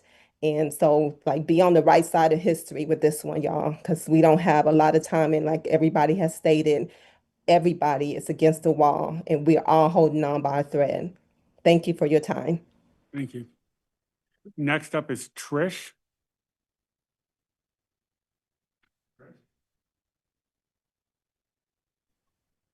Hi. Hello. Hello. Hi, my name is Patricia Callahan, and I stay with born and raised in Flint. And I don't understand how can you raise water that we have no use of. Water is part of our grocery bill. We're not drinking the water. It's okay if you want to charge us for the sewage, but not for drinking, not for cooking. And then our bills is from $130 something to 160 something per month, and people is paying that every 3 months. I'm not understanding that, but I do understand economics. Where the poor people stay, they pay more money, and where the richer people stay, they pay lower money. Something has to be done for this. No, our water is not fixed. My kitchen water smells like bleach water. My bathroom water smells like poop coming out of my sink. I've had them come out and test it. Oh, everything's okay. Then I had the state of Michigan come in. And anybody on here that's from Michigan, go to state of Michigan for lead paint and allow them to come in and make adjustment and check your home for anything that's not right. Thank you. Bye-bye. Thank you. Next up is Dr. McNeil.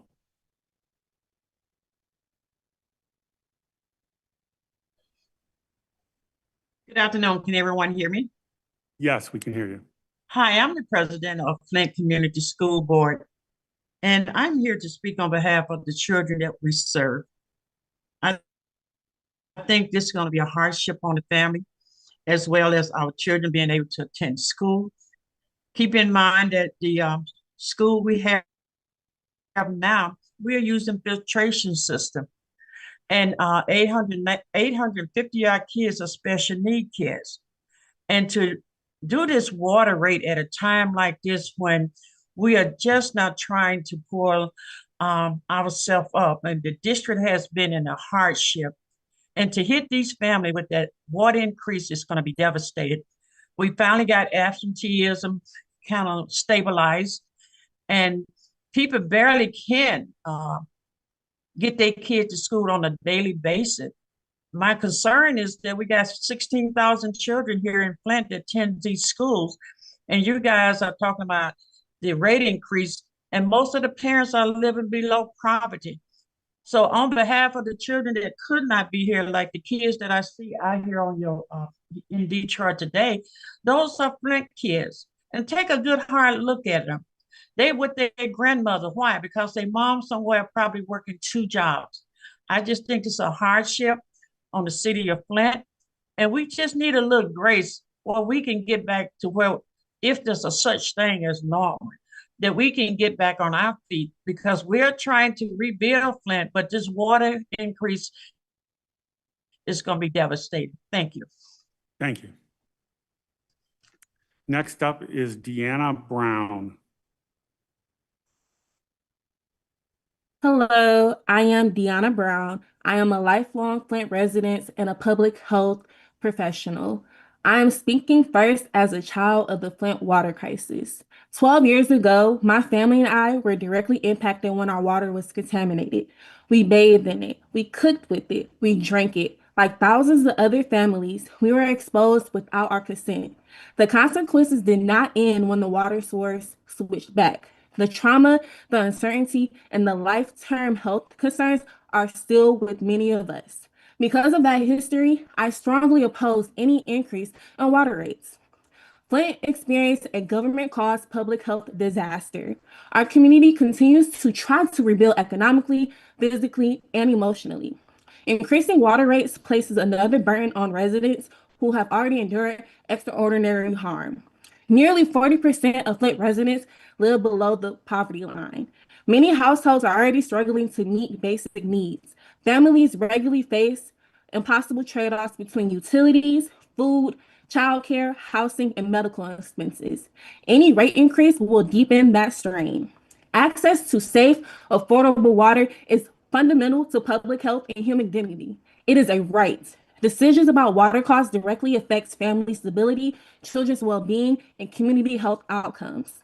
Flint residents face overlapping pressures of poverty, asthma, and respiratory illness, aging infrastructure, food insecurity, and housing instability.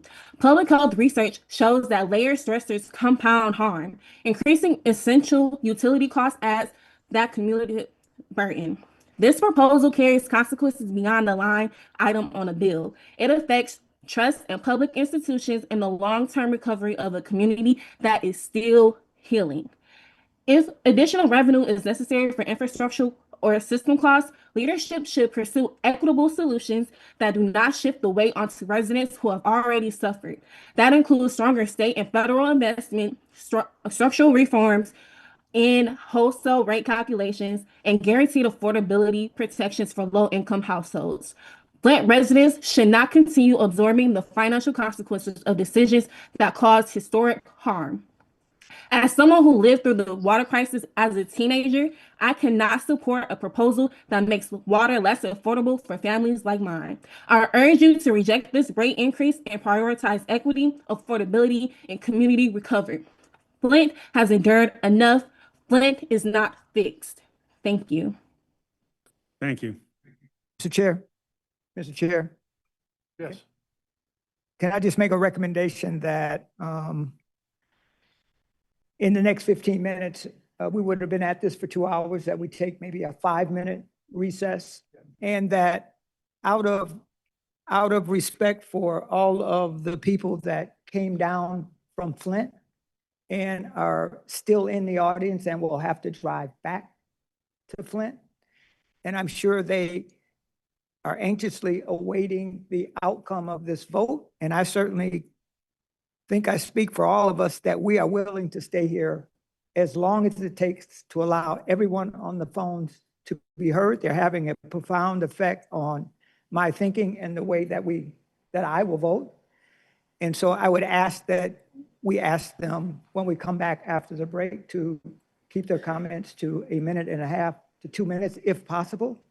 And again, I'm thinking of all of the people that are in the audience with kids that have to drive all the way back to Flint sometime tonight, that out of consideration for them, we limit the calls after 2 o'clock because the numbers are growing and they're not coming down as fast. And we want to hear from everybody.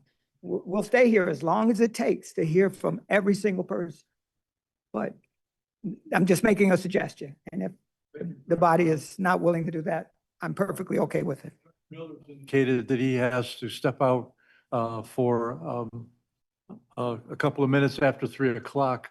So, Mr. Miller, what time again do you need to step out? Let's take a 5-minute break now. Okay. You want to take it at 3 o'clock or right now? No. No. Is that acceptable to the other members of the board? Okay, we'll take a 5-minute break and we'll see you in 5 minutes. Recording stopped.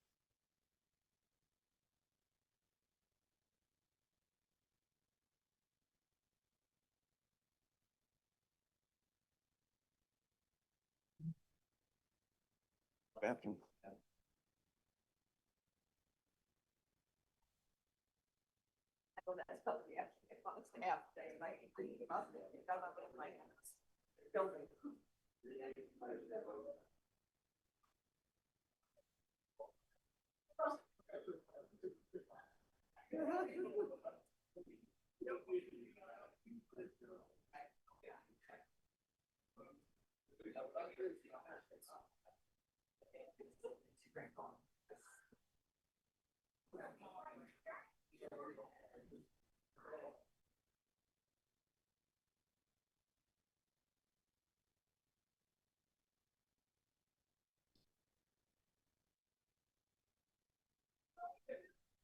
When you had a cat.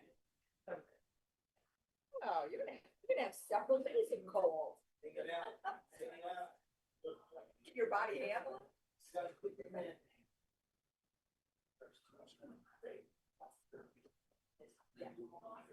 Stop. Listen,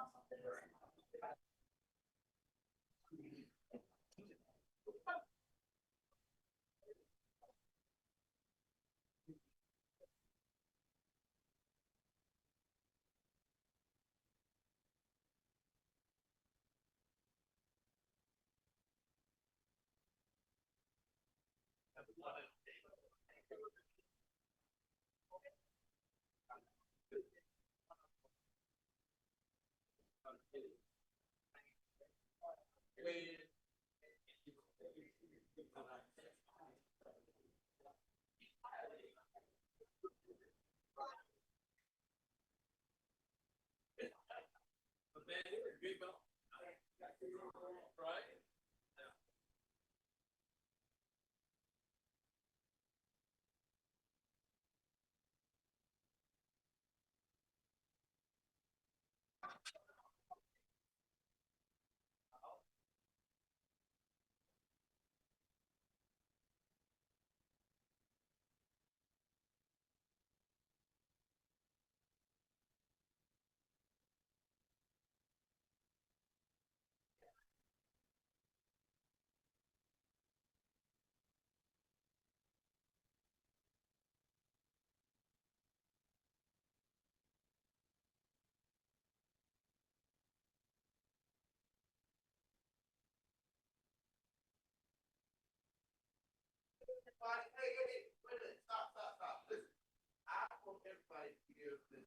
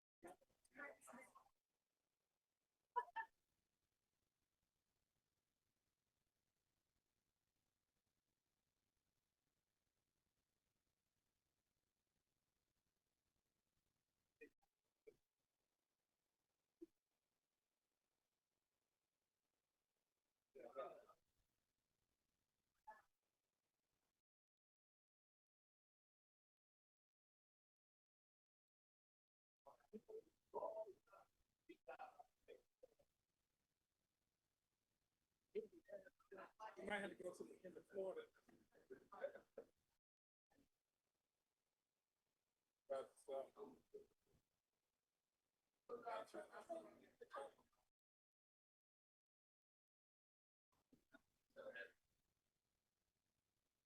Yeah, I don't know about that. Next question.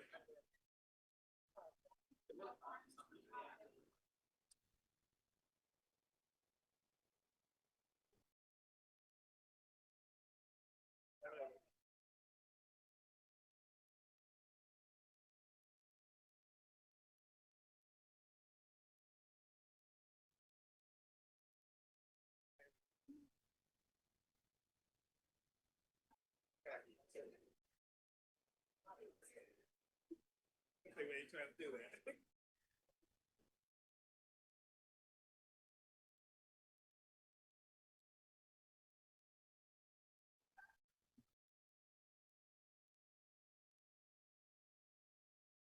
Don't work it too far. Okay, now we ain't even doing it. It's only the third day. We got 2 more days. Yeah, that is.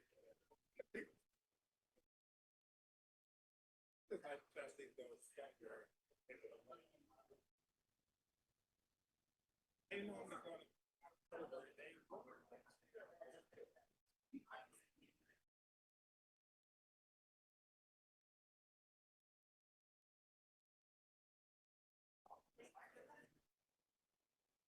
You meet people.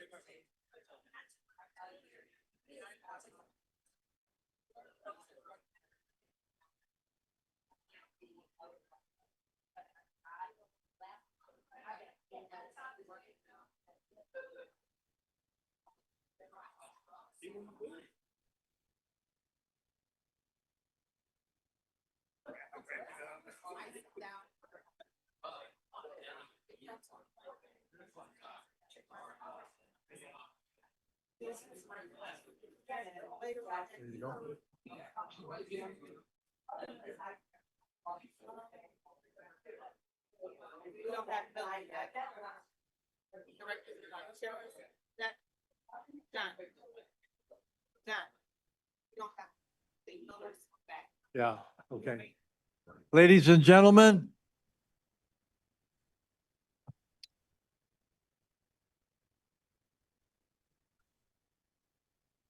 Ladies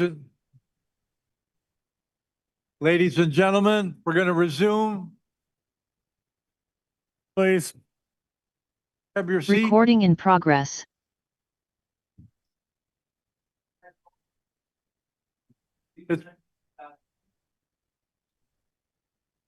All right. Advised by the Mr. Wolfson that our rules are 3 minutes, and that's the way they're published, and we cannot change those on the run. So we're going to resume from where we left off as to our next speaker. And perhaps the speakers that come to the board, if they would, if they want to cut themselves short, they can. But 3 minutes is as far as it can go. Bubble time. Thank you, Mr. Chairman. Next up is Andy Gadiris. Hi, can you hear me? Yes, we can. Hi, my name is Andy Gadiris. I'm a lifelong Detroit resident and chief counsel to Congresswoman Rashida Tlaib. I'm here today on behalf of the office to support the residents who are seemingly unanimously opposed to further rate increases. Every day, our office is hearing from constituents who are struggling to pay their bills in the midst of the affordability crisis. It's really disheartening to hear people say that they've been here before arguing against increases and that their pleas have been ignored. I've been attending public hearings on behalf of Congresswoman Tlaib for the past 7 years, and unfortunately, this is a very familiar story. It feels like we're experiencing a crisis of democracy in Michigan, where people justifiably feel that public hearings from GLWA to EGLE to the MPSC are little more than checking a box when the ultimate decision has already been made.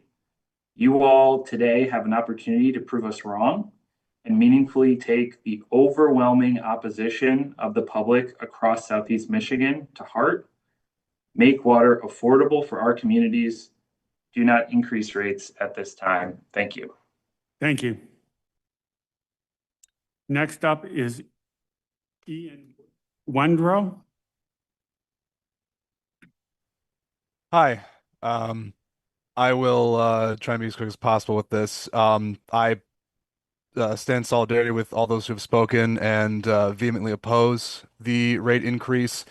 Um, one thing I do understand is that our infrastructure has been lagging nationally. We need close to $1 trillion to fix water infrastructure. So I understand GLWA was in a rock and a hard place situation of needing to address these issues now, not kick, you know, replacement and improvements to the existing capital down the road. But at the same time, affordability needs to be viewed as not like a nice thing to do as just, that, but as sort of an essential component of actually having infrastructure be sustainable and enduring long term. I think there's a lack of appreciating the second order effects of rate increases when so many have already said they can't pay their bills or they're struggling to keep up with their bills. Those people are going to eventually not be able to just pay it outright. That decreases revenue into the system. Rate increases mean more people can't afford it, and that decreases revenue into the system. And then, as others have said, if they're already spending so much of their household income just on water bills, that's less they can spend in the local economy on other essential services and even sort of discretionary spending. That depresses the overall economy in the region. It makes investment in the area less appealing. And then if the investment's less appealing, then who's going to be buying bonds into the system, which helps fund the very capital projects you need? It's sort of surprising given how far out the budget looks that this sort of knock-on effect isn't considered with that. And I in looking at sort of the breakdown you've provided, I find it sort of stark that water operations increased by 2.2 million, wastewater operations increased by $2.1 million, and I see administrative services are increasing by 2.5 million, for personnel costs due to merit and market adjustments. I echo what Ms. Sylvia Orduño said, increasing that sort of pay on merit should definitely be suspended or at the very least highly reconsidered when residents are struggling to pay. I'm an attorney living in Farmington Hills. Increasing this much spending for general counsel and the board of directors when people are struggling to make ends meet feels very much out of step with attending to people's actual needs. And to reiterate, as I've also said, get on board with an affordability plan because while I can afford a rate increase, again, I am an attorney, I make a household income over 6 figures a year. A lot of people aren't in that situation. And I'm more than happy to pay a greater share of that if it means that more people can afford their water bills and otherwise not have this be as much of a weight on their household budget and just the stress in general. Thank you. I yield the rest of my time. Next up is Daryl Brown.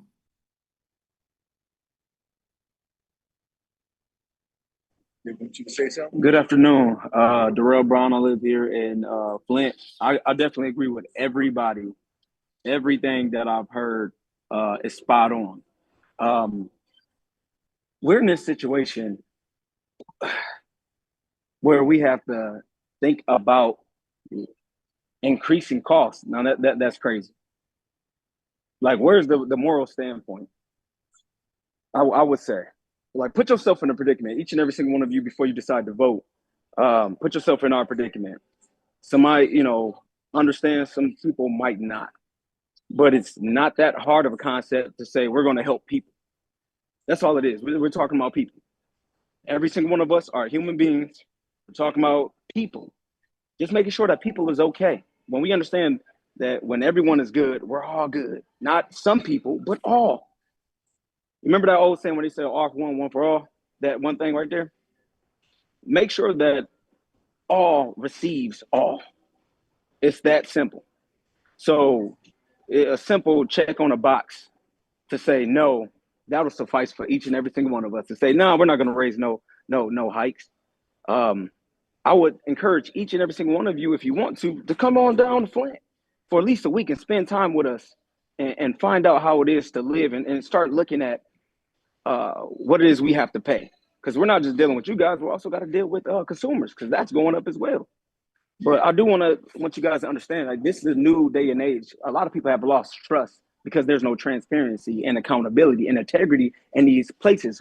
That's why I'm running for different seats. You know, we're all running. I'm gonna let you know that now. This is a different time and age that we're all gonna run, and we're coming for those seats. Because if you guys can't do the job, there's somebody that's gonna be better that will do it, and I do have a heart for the people. And I'm gonna tell you something too. I would do the job that I'm looking to go get in 7th Ward for free. I would do it for free. You guys should do it for free. If you're really out for the people, do it for free. Do it out of love, out of charity, because at the end of the day, this is basic necessities. Why not? Why not do that? Why not show love for the people?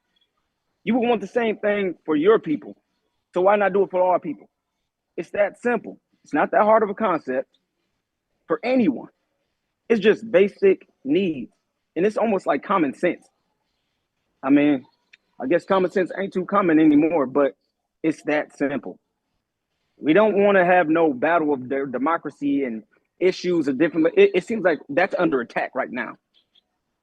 Instead of going with the oppressive system, fight the system. Each and every single one of you do have an obligation to serve the people. If you're not going to do it, leave, please. Water is a human right. Hi, Mr. Chair. Thank you. Okay. Next up is Chuck Woodkey. Chuck Woodkey. Hello, can you hear me? We can hear you. Thank you. Thank you very much. Again, my name is Chuck Woodkey, and I'm a resident of Melvindale, Michigan, and a member of the Downriver community in general. After hearing all these comments today, and especially the last gentleman who just spoke about water being a human right, I really need to echo these comments too. These are involved, concerned residents that are bringing up legitimate concerns. And I want to also make another point. Are we supposed to just accept a 5 to 6% increase this year, last year, next year, how many years? It just doesn't make sense. And the residents are not going to put up with it. So I look around to many of the communities in Metro Detroit and across this great state, and I'm sure 6%, as I believe the lawyer just recently said, is not probably a big deal to some. But, and probably some of the board members here indeed live in those towns. And believe me, I don't begrudge you. It's the American way to try to do better, to make money, blah, blah, blah. But with all the many, many struggles and uncertainties we are all facing in 2026 every day, I ask you to remember another important American value, and that is to fight for those without your privilege. And when I say your, I'm not talking about any one individual, I'm talking about all of us. There must be a way to fix this problem and hold and eventually bring down these water costs. We must find a way to having fresh, clean water indeed a human right. Make water affordable for all of us in this Great Lakes state. After all, again, as said earlier, we have 20% of the planet's fresh water surrounding this state. There's no reason why rates are as out of control as they are. I thank you, and please reject any increase. Thank you. Next up is Christy Meyer. Hi, can you hear me? Yes, we can hear you. Okay, great. Thank you for this opportunity to speak today. My name's Christy Meyer, and I'm with the Water Equals Life Coalition, which is welcoalition.org. I'm here today standing in solidarity with we the people of Detroit, Water Peeps, and all my sisters and brothers in Detroit, Flint, and in the GLWA footprint opposing this rate hike.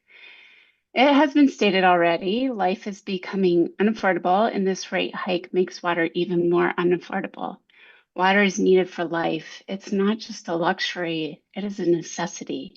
What I'm hearing, and I hope you are hearing and feeling deep to your soul, is a real call for relief for our water affordability program. And as Attorney Hemphill stated, GLWA could implement a true water affordability program within its footprint by implementing the Affordable Water Now state legislative package in GLWA's footprint. It could lead the way in the state by implementing this package while the Affordable Water Now state legislative package moves through the process. And that's House Bill 4555 and 5170 through 5173. You have the ability to take action now, and I urge you to do so. Thank you. Thank you. Next up is Candace Mushat.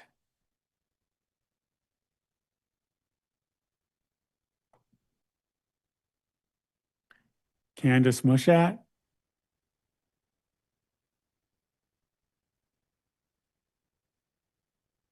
Candace Mushat. All right. We are going to move on then to Tiana Starks.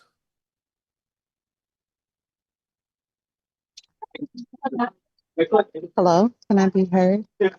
Wait, Ms. Starks, I think Ms. Mushat has come off. Okay. Candace Mushat? I'm sorry. We'll go to Ms. Starks. Hello? Yes.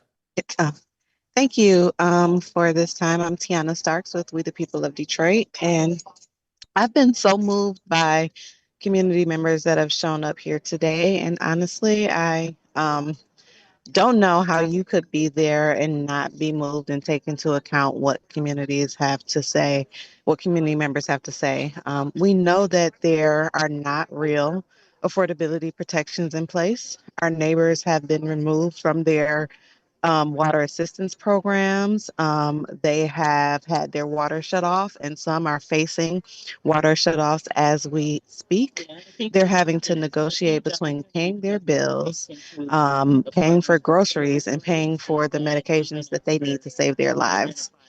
We know that water is also a lifesaver. We all need it to live, and I implore you to listen to our community, who are your neighbors, when we tell you that water rates are too high. Don't make us have to continue to make the devastating choices between feeding our families and keeping the water on. I hope that you'll ask yourself, what can you do in this moment to make the lives of your constituents and your neighbors better? We know that there are solutions to the affordability problem that have been proposed by coalitions and organizations like We the People of Detroit and the Will Coalition. I hope that today you guys choose to stand on the right side of history and to listen to the folks that have shown up here today.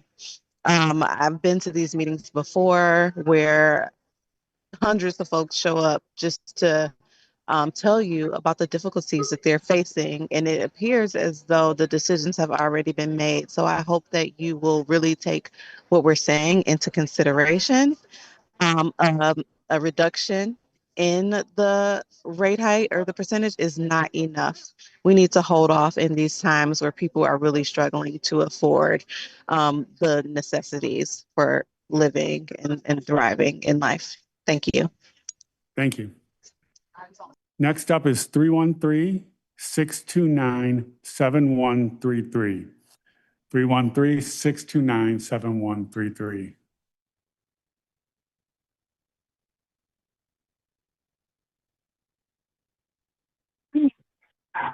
Good afternoon, board. Can I be heard? Yes, you can. Hi, good afternoon. For the record, my name is Renard Rashensky. I'm a resident of the city of Detroit, and I agree with the callers that have been before, also in solidarity with Detroit People's Platform and We the People of Detroit, and just residents in general from Flint, Detroit, and all communities in your service area. I'm opposed to this water increase for a couple of reasons. The logic that rate increases will improve service and reliability doesn't work, as evident by the water main breaks that have taken place during the recent winter storm. If that logic was true, those pipes would have held up. Against that, we had a lot of investment from the previous federal administration under the Biden administration And that money should have been used to improve the infrastructure for a lot of your service area as well. Also, there was other disasters in Southwest Detroit and other times where people did not have reliable water. In fact, my water wasn't working for a few days, and I got no notification from my own city that it was off due to a water main break.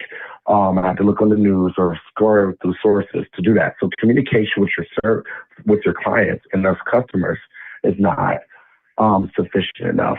You need to communicate the need to raise these water rates. What is going on with your books and operations that went and increased in cost?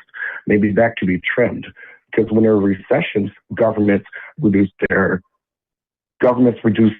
hours of operation. They go on furlough. They furlough lower paid employees. So maybe GLWA can take a furlough, lower your operational costs. Operate 3 days out of the week, lease your buildings, give them up altogether, go digital. Find some creative ways of lowering your costs on your operation side of the book instead of just using the public as an ATM, because we don't have it. Transaction denied. We don't have it.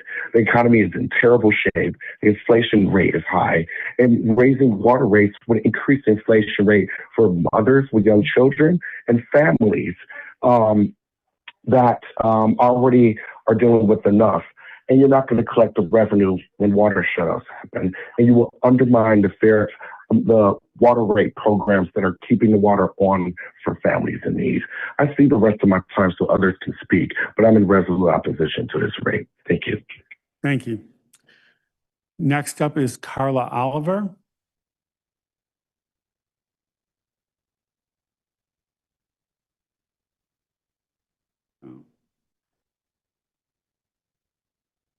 Next up, we have Jonathan Jarrett. Am I being heard? Yes, you can.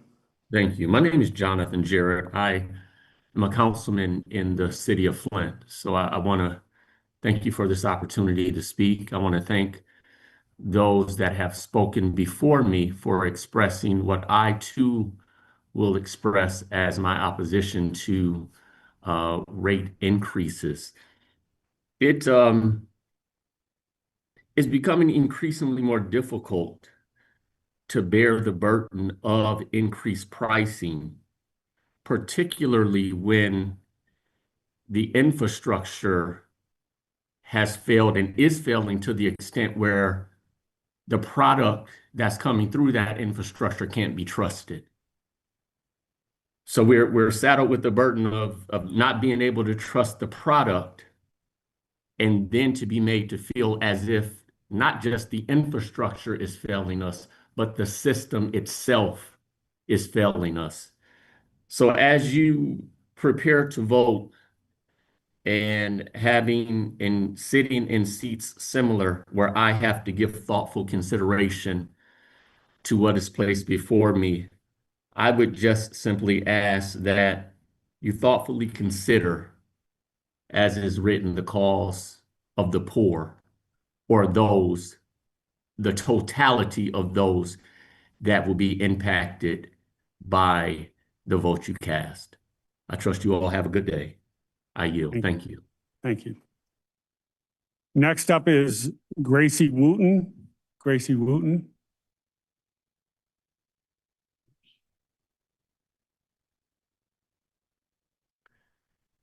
Gracie Wooten.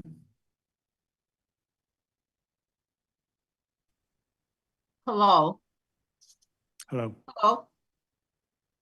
Hello. Yes, we have you. Okay. Thank you for allowing me to speak. I'm from Highland Park, president of Easton 2-3 Block Club. You know, from everything you've heard so far today, you know that Michigan needs a statewide water affordability plan. These frequent water and utility increases, along with inflation, are sinking us. The proposed water and sewage rates are extremely high. Residents of Highland Park have fought for years for our city's survival. We fought for years against the crushing water debt. For years, Highland Park was charged rates 10 times more than cities of similar size. Residents strongly support the city in the effort to get a just settlement from GLWA, Eagle, and the state of Michigan. Highland Park is a small city with a population of approximately 8,600 people. GLWA is continuing to overcharge the city for water and sewage. The infrastructure in Highland Park is being repaired. Aging pipes are being replaced. Highland Park is no longer a leaking system.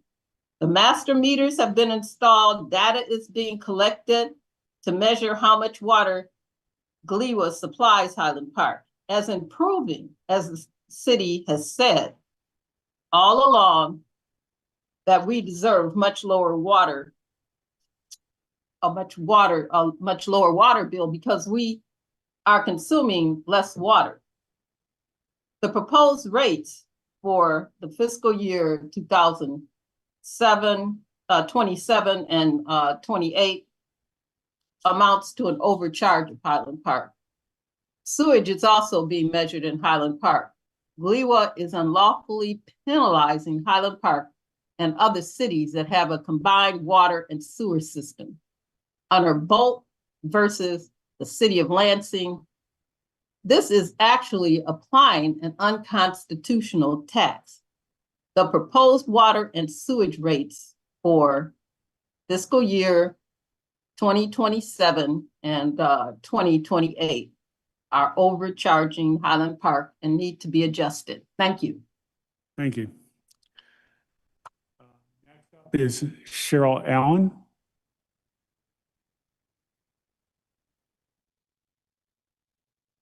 Cheryl Allen. Hello, can you hear me? We can, thank you. I was trying to figure this out. Okay, thank you. I just want to, I'm from Melvindale, Michigan, and I just wanted to reflect on everything that everybody else said. And also, as a resident of Melvindale, I do oppose increase on your water raise. And that's all I just had to say to take up any more time. Thank you for hearing me out, and I sure do hope that all of our oppositions do, you are listening to us. Thank you. Thank you. Next up is Flora Wesson.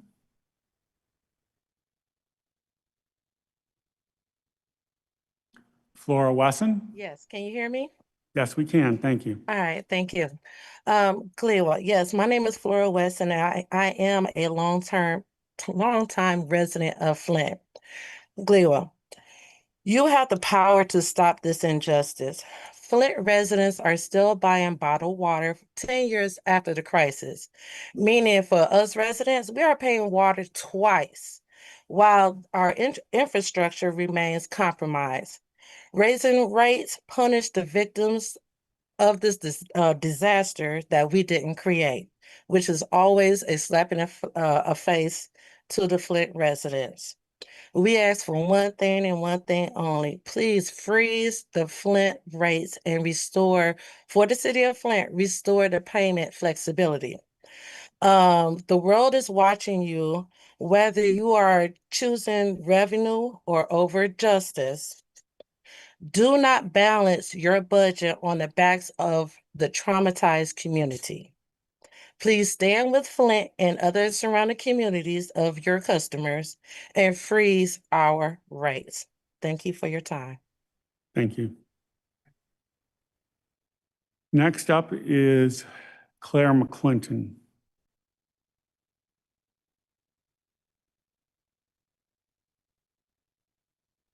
Claire McClinton? Can you hear me? We can hear you. Okay, I'm wanting to definitely speak on the fact of raising water rates. I think you all need to vote no and go back to the drawing board. What sense does it make? You all are the arbiters. You're the stewards of the water and the service to customers, mainly residents who pay for the service. So what sense does it make for you to propose something that's going to jeopardize the status of even being able to access the service? That does not make any sense. You're proposing something that's going to strip customers and residents access to water. That's one thing, and that's just common sense. The other thing is this board need to be expanding services, not creating programs that cut services. The Lifeline program and the other water affordability programs that you have launched and they're now compromised or something. But one of the questions we in the city of Flint had, and maybe other communities have it too, why were we not get afforded the opportunity to use those programs as customers of GLWA? So service should be expanded. My sister live in Phoenix, almost in the desert, and her water bills is a third of what we pay here in Michigan. And we should be having the lower water rates. Thank you. Thank you. Next up is Dewan Robinson.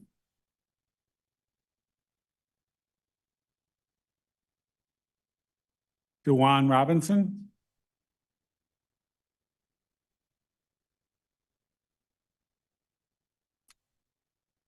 Dewan Robinson. We will pass Mr. Robinson and we will move on to Dr. Alicia Renee Ferris.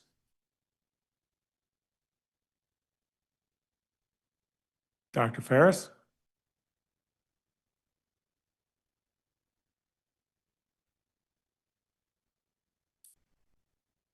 Dr. Ferris?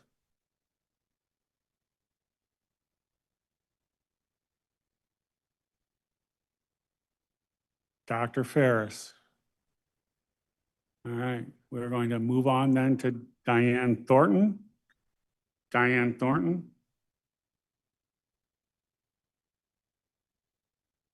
Can you hear me? Yes. Thank you for hearing me. I just want to do a big shout out to all my brothers and sisters of Flint that made it down there in person to oppose this water rate. Me and a group of community people have been working with the homeless throughout the winter. And what we hear is they can't afford their bills. You have to understand that we of Flint, our water is not fixed. So we have to purchase water, bottled water, and when we have to pay for water that we cannot use. I say that to say this. We have 35,000 people homeless in the state of Michigan. In the city of Flint, if you do not pay your water bills, they are attached to your property taxes. So therefore, what happens is your homes go into foreclosure. So you are starting potentially a crisis to where people cannot afford to pay for their water bill or their taxes, and then they become homeless. People in Flint have been on the receiving end of a burden for over 11 years. It is time that you, as a committee, do the right thing. Do not increase these water rates and do the right thing. Thank you. Thank you.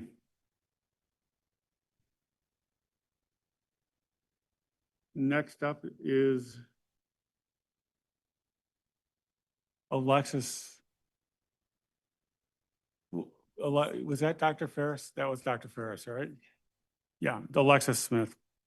Or Diane Thornton I have, but she appears to have left the meeting. Alexis Smith would be next up.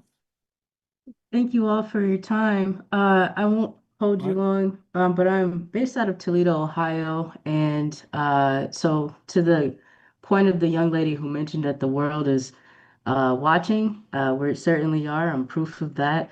I have family in Detroit, Michigan, so this is an issue that does matter to me. I am standing in solidarity with We the People of Detroit and any family that I have in Detroit to echo the sentiment that the rate increase is not advised. I would also encourage and challenge this board to work with the brilliant minds, not just on this call, but also in the room, to put forth a solution that does not fall on the backs of ratepayers and customers. The burden is way too high. Folks aren't getting any richer, and things are only getting more expensive. So from a Toledoan, someone who has been through this and currently, as we're working through some of our own affordability issues, one thing that our utility is doing is working with us to come up with a solution that does not rely on raising rates on customers. Thank you. Thank you. Next up is Scott Benson.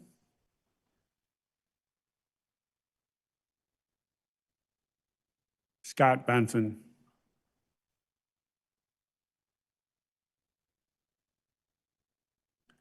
Third call for Scott Benson. All right, we're going to move on. Next up is G. McDonald. Good afternoon. Can you hear me? Yes, we can hear you. Good afternoon. I'm Mayor McDonald from the city of Highland Park, and I'm on here to discuss the water rates increase and how it will affect our citizens in Highland Park. We are being charged astronomical amounts for water in Highland Park at this time.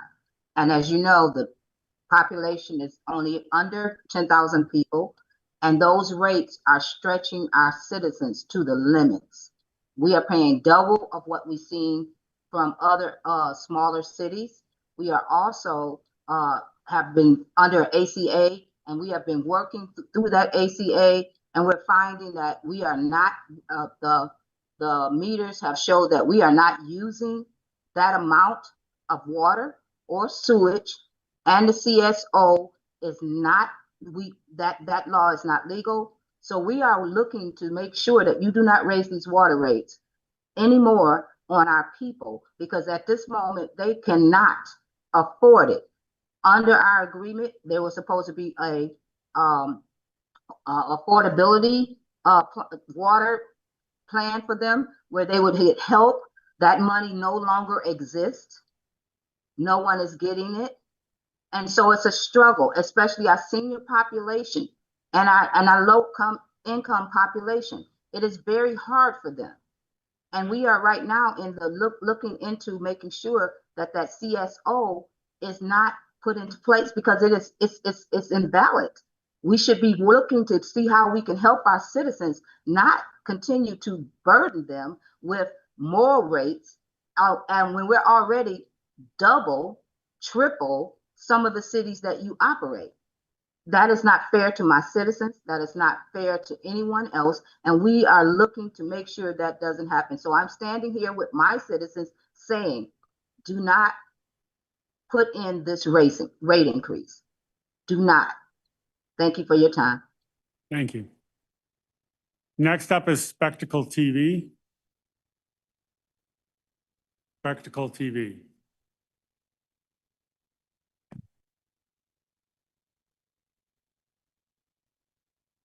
Spectacle TV. Can you hear me? Yes, we can. Wonderful, wonderful. Paul here in Spectacle TV, Flint, Michigan. First thing I want to do is I want to thank the Flint contingency that has showed up in person down there. You guys are my heroes. Now, I'm not going to spend time on the problem. We know what it is. I want to think about solutions. You know, I'm not against a 2% increase, a 4% increase, a 6% increase. As long as I know that GLWA is taking a hit too. Tell me that your administrators are taking a 2%, a 4%, a 6% cut in pay. Tell me that your vendors are giving 10%, 6%, 4%, 2% back. Tell us that the sweetheart deals that you guys made with the easements going to the lake are taking a cut as well. I want to know that you guys have skin in the game. When you raise our rates by 4%, I expect you to lower your expenses by the same amount. It's only fair. It puts skin in the game. When you start negotiating, you guys get hit double. Your salaries go down and your water rates go up. I think the debate would be strengthened against these things. We've got leaks in our water system. Who's paying for that? Whose pipes are they? I'm not afraid to pay for what I want. I want to get what I pay for. I don't want to pay for leaks. That's your problem. Put some skin in the game. Show us that you're trying to lower your expenses as much as you're trying to raise ours. Thank you for your time. Thank you for your consideration. Thank you. Next up is Young, Gifted, and Green. Young, Gifted, and Green. Yes, good afternoon. My name is Latricia Adams, founder, CEO, and president of Young Gifted and Green, and former White House Environmental Justice Advisory Council member with the Biden-Harris administration. I'm also a lifelong advocate of Flint, Michigan, particularly with youth, as one of our youth is actually on here today that have been directly impacted by the Flint water crisis. We stand in firm solidarity with the children, mothers, families, and youth of Detroit and Flint, demanding that you say no to this proposed water rate hike. For our organization, water affordability is not just a policy debate, it's a fundamental act of reproductive justice and environmental justice. As defined by the Sister Son Women of Color Reproductive Justice Collective, reproductive justice is the human right to maintain personal bodily autonomy and the right to parent children in safe and healthy environments.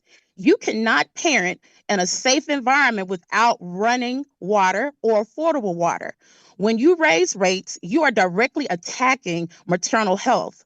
High water costs and the threat of shutoffs create toxic stress, which is linked to adverse birth outcomes and maternal mortality, particularly in Black and Brown communities. For a postpartum mother or parent mixing formula, water is a medical necessity. To price families out of this resource is a violation of their reproductive rights and their human rights. Community distrust has been earned by the state of Michigan. From afar, we have watched billions of federal funding dating all the way back to the Obama administration be funneled into the state with a staggering lack of transparency. In Flint, we saw that federal dollars were not allocated with fidelity, leading to the EPA Office of the Inspector General to cite management weaknesses and a failure of oversight that allowed the crisis to persist. Do not balance your budget by compromising the maternal health and reproductive futures of the community. Do not set a dangerous precedent where you are still requiring poison communities to pay for water at the most astronomical rates. You have a moral and legal obligation to Michigan taxpayers.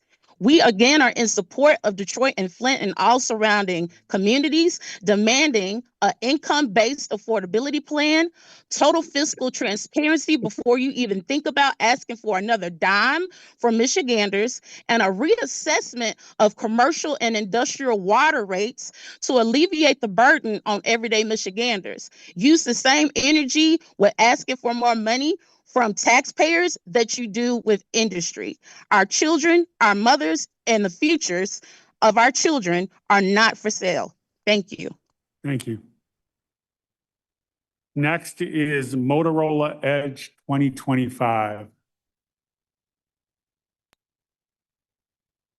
Oh, Hello. yes. All I have to say, if you all raise this water rate, you're pimping the communities and you're pimping the communities that are less. I see all the people that's sitting around the table. I'm sure you all get nice, fresh water and everything. So, all I can say is like in Egypt, let the people go. Set us free. Water is free. Water is free, so stop pimping the community. Have a nice day, and I hope your water is contaminated. Next we have C. Mushat. Can you hear me? We can. All right, thank you so much. So I was Candace Michelle, but it wouldn't allow me to unmute. But I serve as the president of the Flint City Council. I'm a lifelong Flint resident, and I'm here today to state clearly and unequivocally that I strongly oppose any increase in water rates for the city of Flint and the 112 communities that will be impacted by this decision. Since 1980, water rates across our region have increased approximately 188%. That's not a modest adjustment. That's not incremental growth. That is a dramatic escalation in cost of a basic human necessity. And in Flint, at one point, water rates were illegally tripled. So families were charged some of the highest water rates in the nation for water that was unsafe to drink. And we haven't even fully recovered from that financially or emotionally. You cannot separate those numbers from lived experience. Nearly 40% of Flint residents live in poverty. Our median household income remains far below the state average. Many residents are seniors on fixed incomes. Many are working families already managing rising costs in household food, healthcare, and utilities. When water rates increase in a city like Flint, it's not a small inconvenience. It leads to shutoffs. It creates instability. It forces parents to choose between paying the water bill or paying for groceries. That is not theoretical. That is our reality. Water is not a commodity. It's not a revenue stream. It is a human right. Public health research consistently shows that when water becomes unaffordable, communities suffer. Shutoffs increase, sanitation declines, housing insecurity rises, and the health of the entire neighborhood is put at risk. We must also address a deeper issue. When water is treated solely as a business, the priorities change. Businesses are designed to maximize revenue. Public utilities are designed to serve people. Those are not the same mission. When financial performance becomes the primary driver, affordability becomes secondary. When contracts restrict local government control, democratic accountability weakens, communities lose meaningful authority over a resource that is essential to survival. That is dangerous. Water governance must remain rooted in public service, not profit logic. Privatization, whether direct or through restrictive contractual structures, creates incentives that do not align with public health or community stability. Yes, infrastructure requires investment. Yes, systems must be maintained, but affordability must be a part of the equation. A rate structure that ignores economic distress is not sustainable, it's punitive. Flint has already paid an immeasurable price in trust, public health, and in financial hardship. To raise rates again after a 188% increase over decades, after illegal rate hikes, after a water crisis that shook this nation, will send the wrong message to 112 communities watching this decision. Water is a public trust. It must remain publicly accountable, and it must remain affordable. I strongly oppose any rate increase that places additional burdens on communities that are still recovering. Thank you. Thank you. Next up is Janice D. Hazel.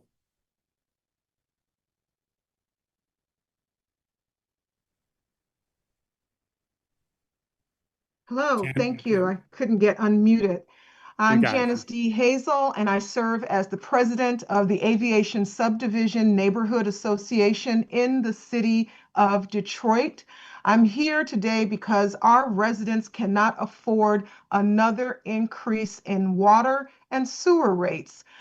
GLWA's proposed rate hike will impact families across more than 112 communities in Wayne, Oakland, and Macomb counties, but I'm speaking specifically for working families, seniors on fixed incomes, and disabled residents in my neighborhood who are already stretched beyond their limits.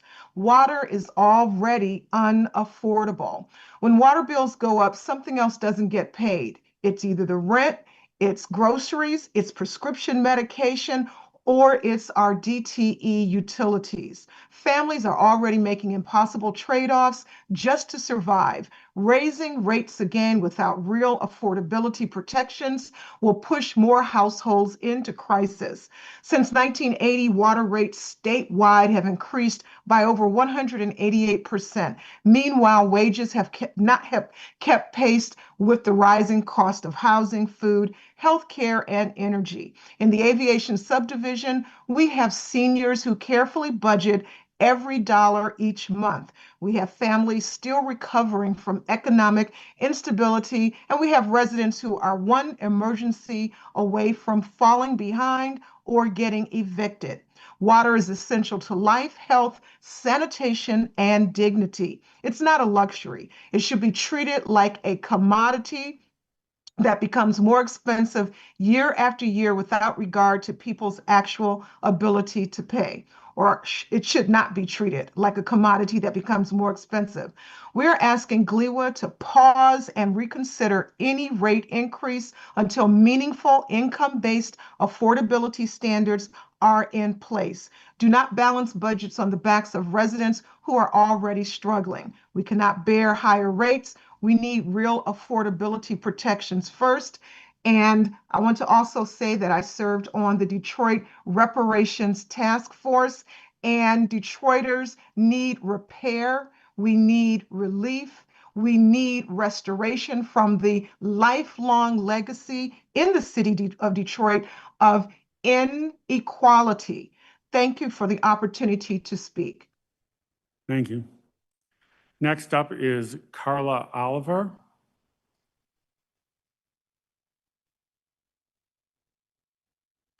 Hello.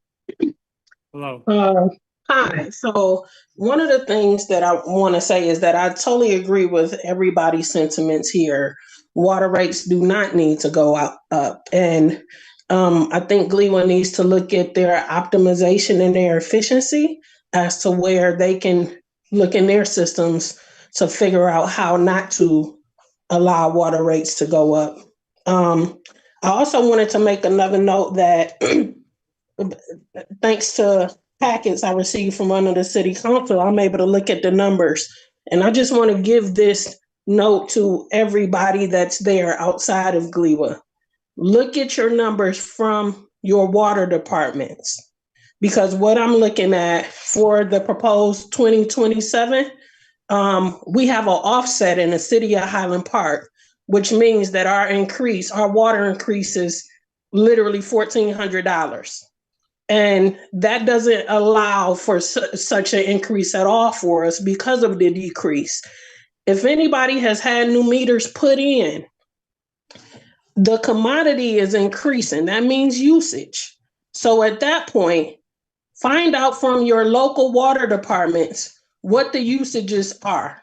Like, again, I don't agree with any increases at all from GLWA standpoint. It's other ways to look at trying to save money, but also it's important for us to look at our local water departments because GLWA provides our water wholesale. Our local water departments are the ones that make up the bills. So that's basically it. Thank you. Thank you. Next, we have Councilman Leon Al-Alamin.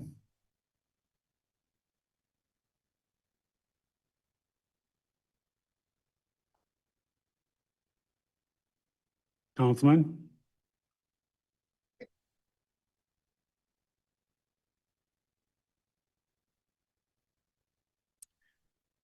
Councilman, if you'd unmute. Okay. We will pass Councilman, and we will move on to Claire McClinton.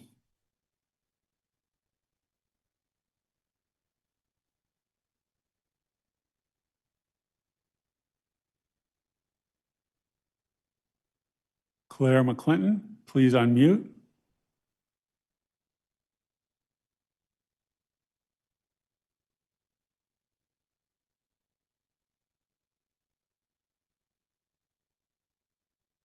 Yes, All I'm right. here. Can you hear me? Yes, we can. Okay. I just want to say that the charge of this GLWA board should be to service residents and community. And any proposal that you put forward that undermines the ability to access water is a no-brainer. It needs to be tossed aside, start from scratch. And that's the main thing that I wanted to say. And also, are we there to make money or are we there to service community? In the Great Lakes state with 20% of the world's fresh water, we should be the model for how to deliver fresh, affordable water to all the residents of this state. Thank you. Thank you. Next up is James Tate. And I see that James Tate has left the meeting. So next up will be DeJuan Robinson. Good afternoon. Good afternoon. Thank you. So my point is just definitely wanted to come on and kind of discuss this 4% cap that's coming in. We understand this contract was established in 2014, and a lot of us may not have been privy to the discussion or what took place to let us to this moment right now, where we have to kind of, provide our intake, and then you guys make a vote. So I'm just gonna say this, for us, Flint is in dire situation. These hikes is going to put a lot of families, underserved families, in a compromising position. So what I suggest is what we should look at is postponing this whole conversation or postpone this vote, at least to this point right now, so we can really kind of look at how we can better make this make sense for all sides. Understanding how a deal working contract works, understand inflation is taking place and things is, the deferred costs on maintenance costs are getting high. We understand all that. If you're in the business, you get that. But for us, I think, we don't want to make this decision at this point right now. And I'm looking at it from a resident standpoint, and also looking at it from, contractual obligations that we have. But I would suggest that you kind of table this, right? Let's not make this, at least put this charge on residents. Even if we can look at other counties, how, counties in better position than Genesee County and Flint to absorb the cost, that may be a thing. But let's just kind of be strategic about who's going to take the hardest hit with this, with this hike. So I did want to offer that. Many people didn't have different conversations. We can talk about it till we blue in the face. But as you see, this is a big concern for disenfranchised communities like Flint. Not only just Flint, there's other communities too as well that's in a better shape than Flint. So I just suggest that we will not at least come to a decision at this point in time right now and see how we can alleviate the crippling costs on residents. You gotta understand, Flint is paying over $50 plus service charges for water every month, right? And other counties are paying $50 for 3 months. So let's try to make it make sense. Hopefully y'all kind of get understanding and really take the residents and everybody who's on this call and take them, serious and see their concerns. But then, be empathetic to the people at hand. So that's all I would like to share at this time. Really appreciate everybody who came on, discussed, and had a conversation, provided their insight. And thank you all at the table for listening to everybody and really just pay attention to what folks are saying. Thank you. Thank you. Next up is Dr. Alicia Renee Ferris.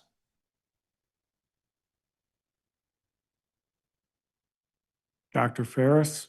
Hi, can you hear me now? Yes, we can. Okay, I wasn't unmuted previously. Thank you for the opportunity to speak, and I'll be brief because all of the data has been cited, and certainly I stand in solidarity with all of those who have spoken and shared critical data.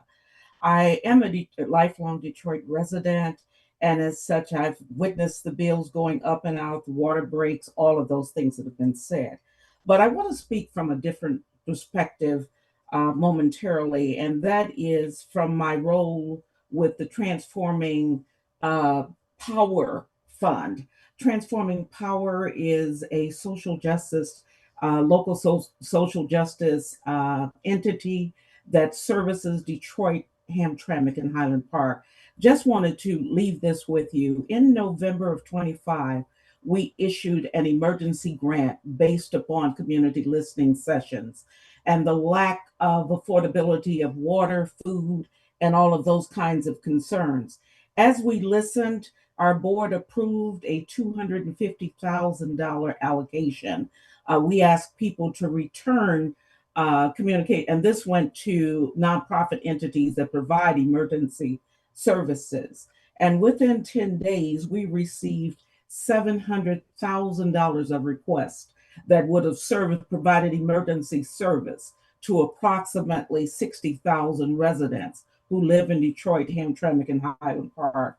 Again, our board had allocated, we're a small fund, $250,000, and as a result, only 18,000 of those 60,000 people, residents, were provided service, which indicates a $450,000 gap in need at that particular time. We're told that those numbers continue to escalate. So what I say to you today is that without the provision for some to be already in place to be able to get that emergency assistance, and we've heard repetitively that folks have been out of money that have applied for those funds. This would again increase an undue hardship on those residents who are already economically disadvantaged. So I urge you not to vote for a hike with water. It would only make things more difficult in a time when we realize that water is a human right. Thank you for your time. Thank you. Next up is Samsung SMSN or S928U. Samsung.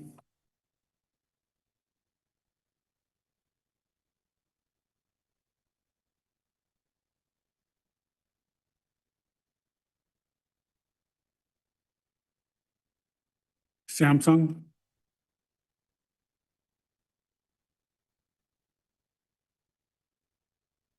Samsung. On. Next up is Quaglia. Apologize if I mispronounced your name. Patricia Quaglia? Yes, can you hear me? We can, thank you. Okay, hi, I'm Patricia Quaglia, the G is silent. So I agree with what people are saying as well. And I just want to remind you all that families across more than 112 communities will feel the impact of these rate increases. And these rates affect households throughout Wayne, Oakland, and Macomb counties, including some of the counties you may live in. Residents across Metro Detroit are uniting, and we cannot continue to have raising costs without protecting the people who rely on the system. So when water bills go up, other necessary expenses don't get paid, forcing families to make impossible trade-offs. Families are facing rising rent or mortgage payments. Grocery prices remain high and are rising. The cost of eggs have not gone down. Healthcare and prescription costs continue to increase. Energy costs continue to rise. So we live in a capitalistic society, but that doesn't mean you have to maintain that stance. We're meant to be together, to work together and be for the people. And I pray that you will do that and know that you're held accountable for your decisions not to. Thank you. Thank you. Next up is Athena McKay. Good afternoon. Can you hear me? Yes, we can. Thank you so much for allowing us to speak and gather about this very pressing issue. I was not going to speak, but this is not something that I can remain silent about. I stand in solidarity with my government officials, my brothers and sisters here in Flint, as well as across the state and those watching. You've heard information about data. You've been provided logic. You've been provided innovative solutions to these challenges. You've heard our fears. You've heard the desperations of governmental officials caring about their constituents. You've heard the fear and desperation of caregivers and elderly and the working poor. My only statement is to do the right thing, please. Thank you. Next is Laura Mikulski. Laura Mikulski. Yes, can you hear me? Yes, we can. Wonderful. Well, thanks for hanging in there with us. My name is Laura Mikulski. I'm the Mayor Pro Tem of the City of Ferndale, and I'm speaking today on behalf of our City Council and our residents. Earlier this month, Ferndale passed a resolution formally urging GLWA to reconsider the proposed fiscal year 2027 water and sewer rate increases. We did so not because we deny the need for infrastructure investment. We completely understand that, and we understand it very well. But because we are increasingly concerned about affordability, cumulative impacts, and regional equity. GLWA has managed cost growth to low single-digit increases over time.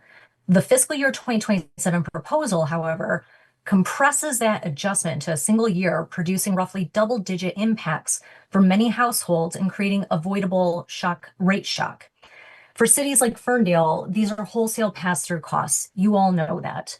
We're required to pass them directly to households, even as communities like ours are simultaneously absorbing unfunded state mandates and our own infrastructure pressures we have to fund.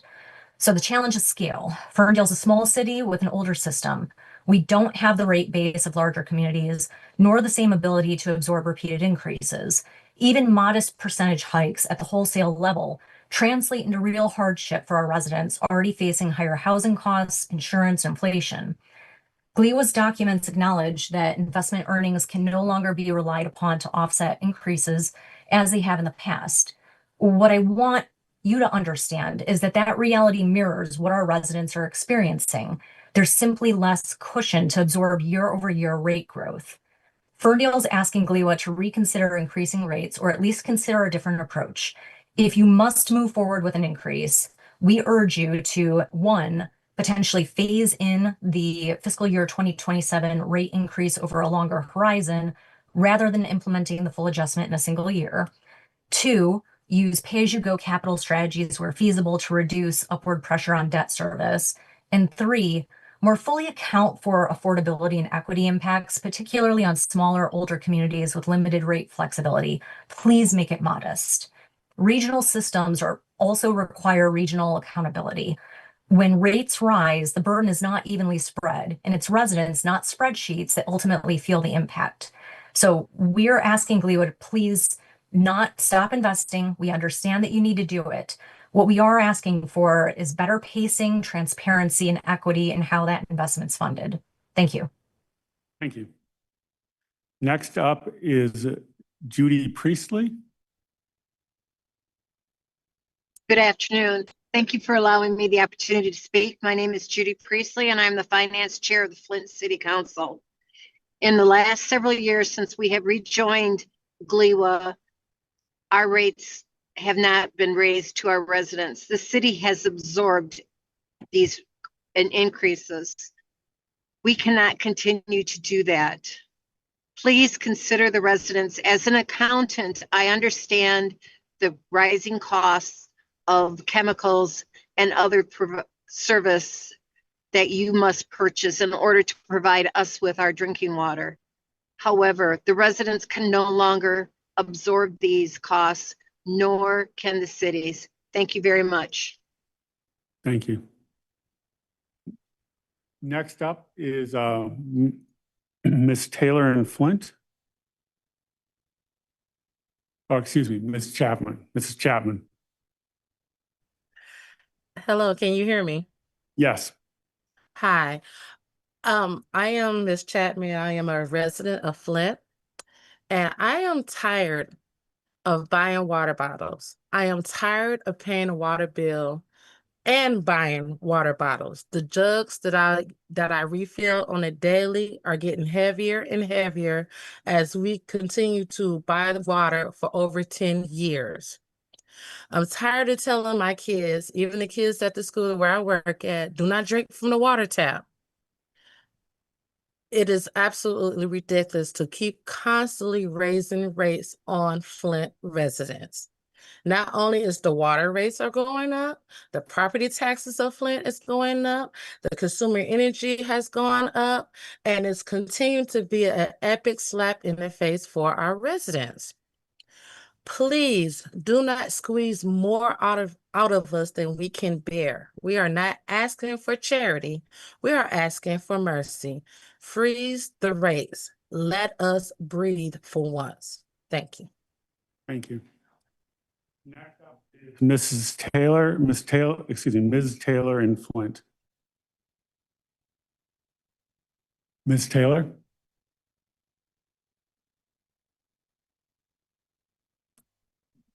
Ms. Taylor? Mr. Chairman, at this point, it would be appropriate to see if there's anyone in the room that has not raised their hands, and we'll go back to Ms. Taylor one more time. Anyone in the room that has not had the opportunity to speak that wishes to speak? All right, we have a resident approaching the podium.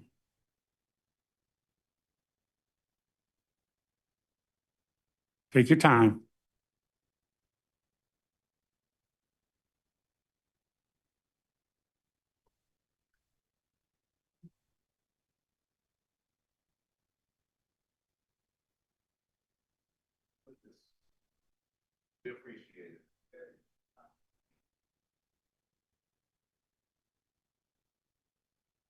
Good afternoon. I'm Bishop Bernadette Jefferson from Flint, Michigan. Thank you so much for having this hearing. So many things have come across my mind as I think about this. I think about getting blood from a turnip. We don't even have water to grow a turnip anymore in Flint, Michigan. There are agencies and domains that have money. Most of our water bills are not high. It's the other charges. I seen one water bill was $6 for the water, but the total bill was $380 something. And so how are the rates continue to go up, and we're not getting anything for what we are paying? You're considering to raise the water rates. Where has all the other money went? We pay more in Flint, Michigan than 90% of the United States of America for a water bill. And it's not just the water bill, it's all the attachments that are attached to our bills. And so when we consider raising, what are you raising? Infrastructure, get our water pipes fixed, get our water clean and fixed. I'm a water warrior that fought for this water 12 years ago. We fought 14 years ago for Public Act 4. We got that on the ballot. And then the governor came up with Public Act 436. It keeps slapping us in the face every time we try to move forward. There's something that happens, something that hindered us, something that holds us back. Right now, we're back so far. We need a reprieve so we can start getting to a place where we can live like citizens and not like puppets. Thank you.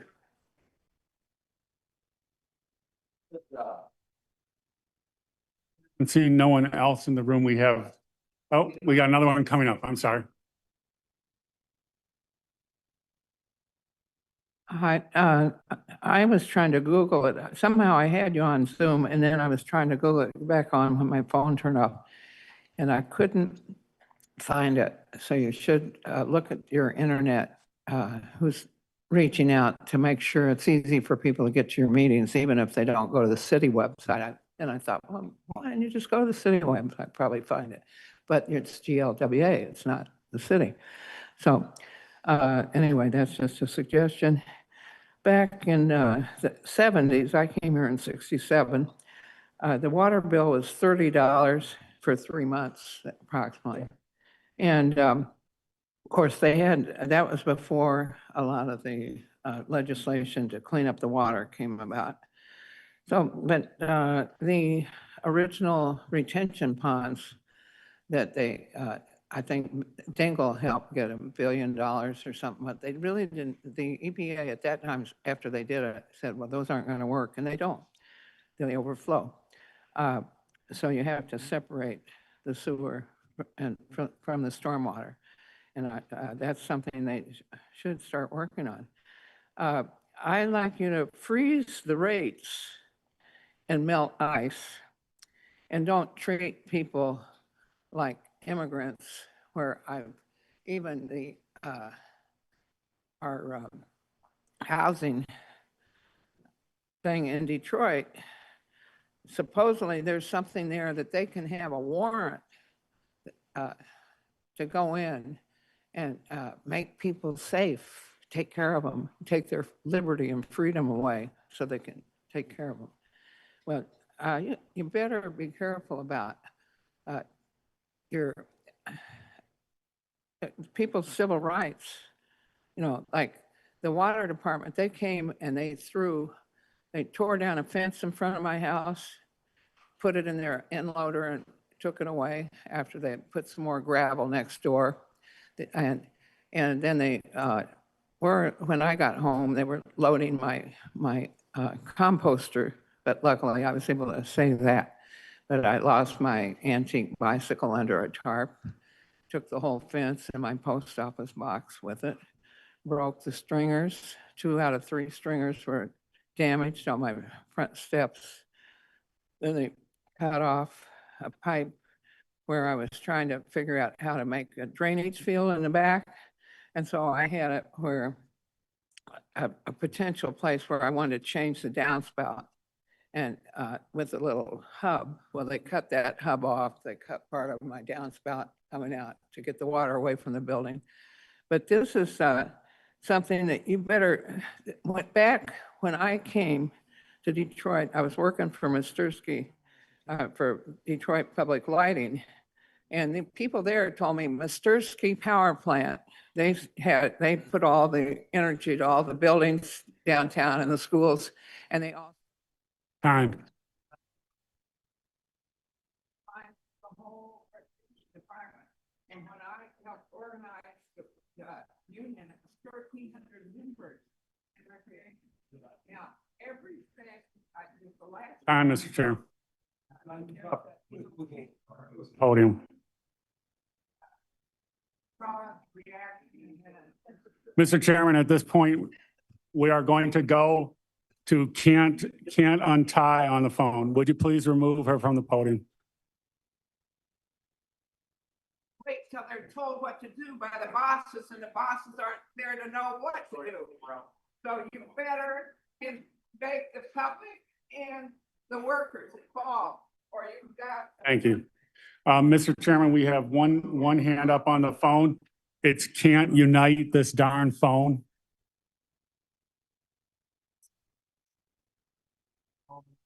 Thank you.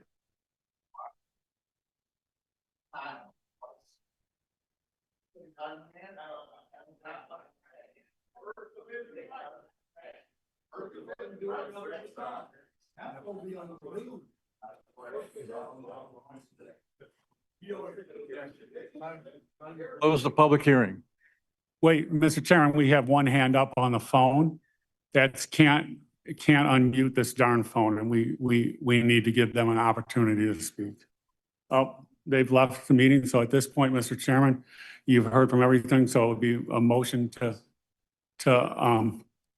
adjourn the public hearing would be in order. Carry the motion. Excuse me. Call for the vote. Made and supported. All in favor signify by saying aye. Aye. Unanimously. There are two, we do 2 of them, Mr. Wilson? You've closed both public hearings, as that was my understanding. Yeah. Motion regarding item 7B.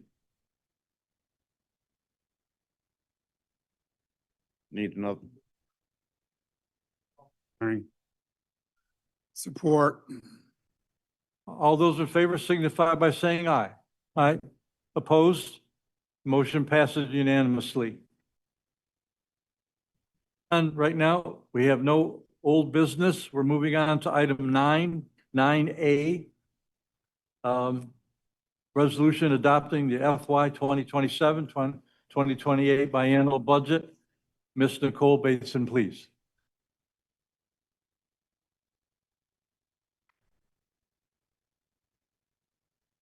Good afternoon. Nicolette Bateson, Chief Financial Officer and Treasurer for the Great Lakes Water Authority.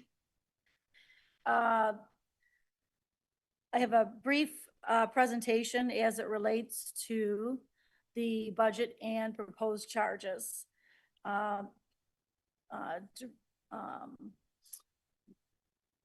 Deputy CEO Wolfson is distributing information and a copy of this presentation. And then frankly, as we have proceeded over the past few weeks, since the last board meeting, we have spent a lot of time doing a lot of different scenarios and evaluating the budget and charges for the upcoming year. And so apologies, these are being distributed to you because these are frankly something that we worked on through the night to have ready for today. So Matt, if you could go to slide 5, please.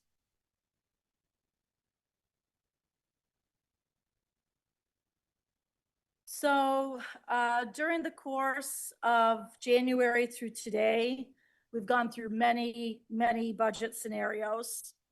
And the goal was to try to achieve a lower charge increase with balancing the affordability concerns that are present on everybody's mind, as well as the long-term and short-term implications of any decision that we make.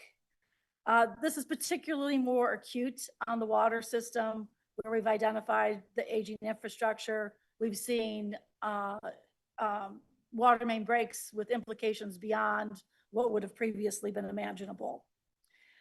So today we're presenting to you what I call scenario D, and I'll walk through how we get there.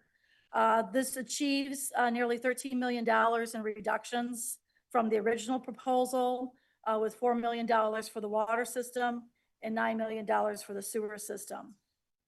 It reduces the water system average system charge adjustment from 6.83 to 5.8%, a reduction of 1%.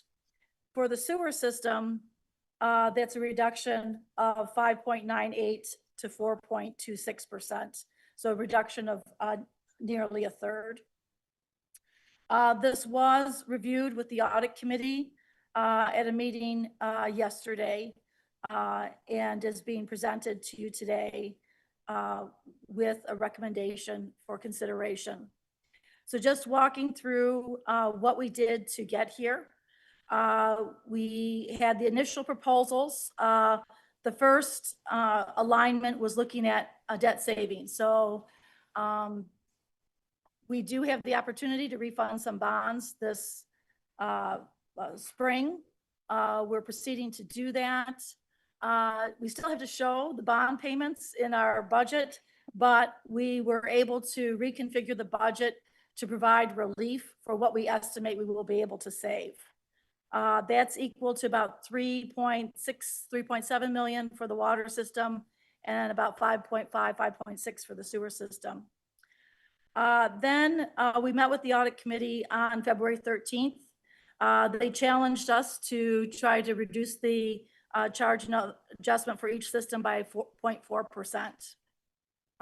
We took that back. We met with our engineers, with our operators, and frankly, that much we're just at the margin of minimum debt service coverage on the water system, and it would have meant a halt to any new projects or some similar large impact on the water system. So we came back to the audit committee and said, look, we can't go the full 0.4%, but we can do 0.3%. And with an offset by further reduction on the sewer system to achieve a net decrease of approximately the same. The difference between the 1,172,000 and the 1,168,000 is because there's some other revenues on the sewer system, industrial waste charges, and others that help offset that as well. So that brings us to today's proposal. Taking these into account and looking at our 10-year history since 2018, you can see many years we were well below the rate of inflation. And at some point we knew this day was going to come, and there's never been a good year. In any of these years, there's never been a good year for a charge increase. But now we're facing some pretty stark realities as we're seeing these increases in the system. Matt, if you could turn to slide 10. The charges, what the conversation we're having here, I'm at slide 10, yep, is not different than what's going on across our sector, particularly in areas with older industrial cities like Flint, Detroit, Grand Rapids, Chicago, other large cities. You'll see the utility rate index, which is calculated by an engineering firm on the cities with a concentration of high population. The utility rate index over this 10 years has been 5.2%. The CPIU that applies to our sector for water, sewer, and actually trash services combined in with that, which makes sense because a lot of times that is combined on the same bill, has been 4.3%. The CPI for all items, 10-year average is 3.3%. GLWA's charges for water has been at 3.03% and 1.85% for sewer. So this is where we're at today. Again, I know it's not the answer that everybody would have hoped for. I will say we have been very engaged in the affordability legislation conversation and advocates of that. It is clearly needed. I hope all the people that we talked to that weren't willing to act on it heard people today, because again, all of these things need to be balanced. So you've presented with two resolutions. One is for the budget, the biennial budget, and one is for the schedule of service charges. The wording of both of these resolutions aligns with making sure that there is a charge adjustment of no more than 5.8 for sewer and 4.27% for water. Flip those. No more than 5.8% for water and 4.27% for sewer. Sorry, it has been a long night, producing a lot of things. So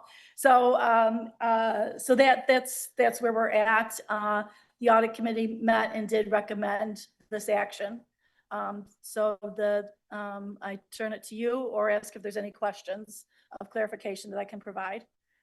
For Ms. Bateson. Yes, Brian. I think the audit committee, did a good job. We reviewed this thoroughly. We were able to reduce the rates. Keeping in mind affordability, but also the system needs, especially, the pipes are getting over 100 years old and we need to make those investments. I think one thing, you highlighted it, the fact that we're at 3% average, over 10 years on the water side and 1.85 average on sewer, is the real story too, right? It's not just these higher charge increases this year, but the long-term track record that we've been able to do. So I know the audit committee thoroughly reviewed it and worked hard at it, and appreciate all the hard work. Thank you, Brian. Mr. Brown. I just want to, that I'm right in this statement, Nikki, is we've been talking today about a charge that is going, an average charge that is going to each community or our customers. It's not the rate that will come out from, the amount of the charge won't be the same as the rate. And in Detroit's case, and I'll just speak to Detroit, this charge is only 47% of the rate. So the rate will be much lower than the charge in Detroit's case. I think people confuse sometimes this charge that we're voting on today as being the actual rate that's going to come out in July 1st, and it is not. Each community will decide what that rate is. And again, in Detroit's case, this is a large portion of the rate, but there are other factors that will go into Detroit figuring out their rate. And again, this charge is slightly lower than last year. And as Mr. Baker said, in a 10-year scheme,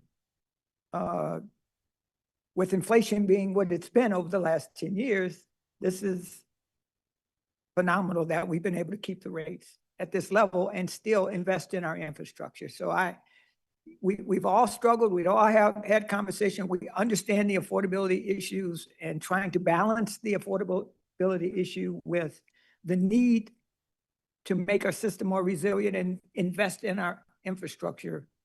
And that's basically, that's how I've had that in the forefront of my mind when I've made every decision at the audit committee and as a board member. And I'll make it the same way today. Thank you. I just have a couple of comments.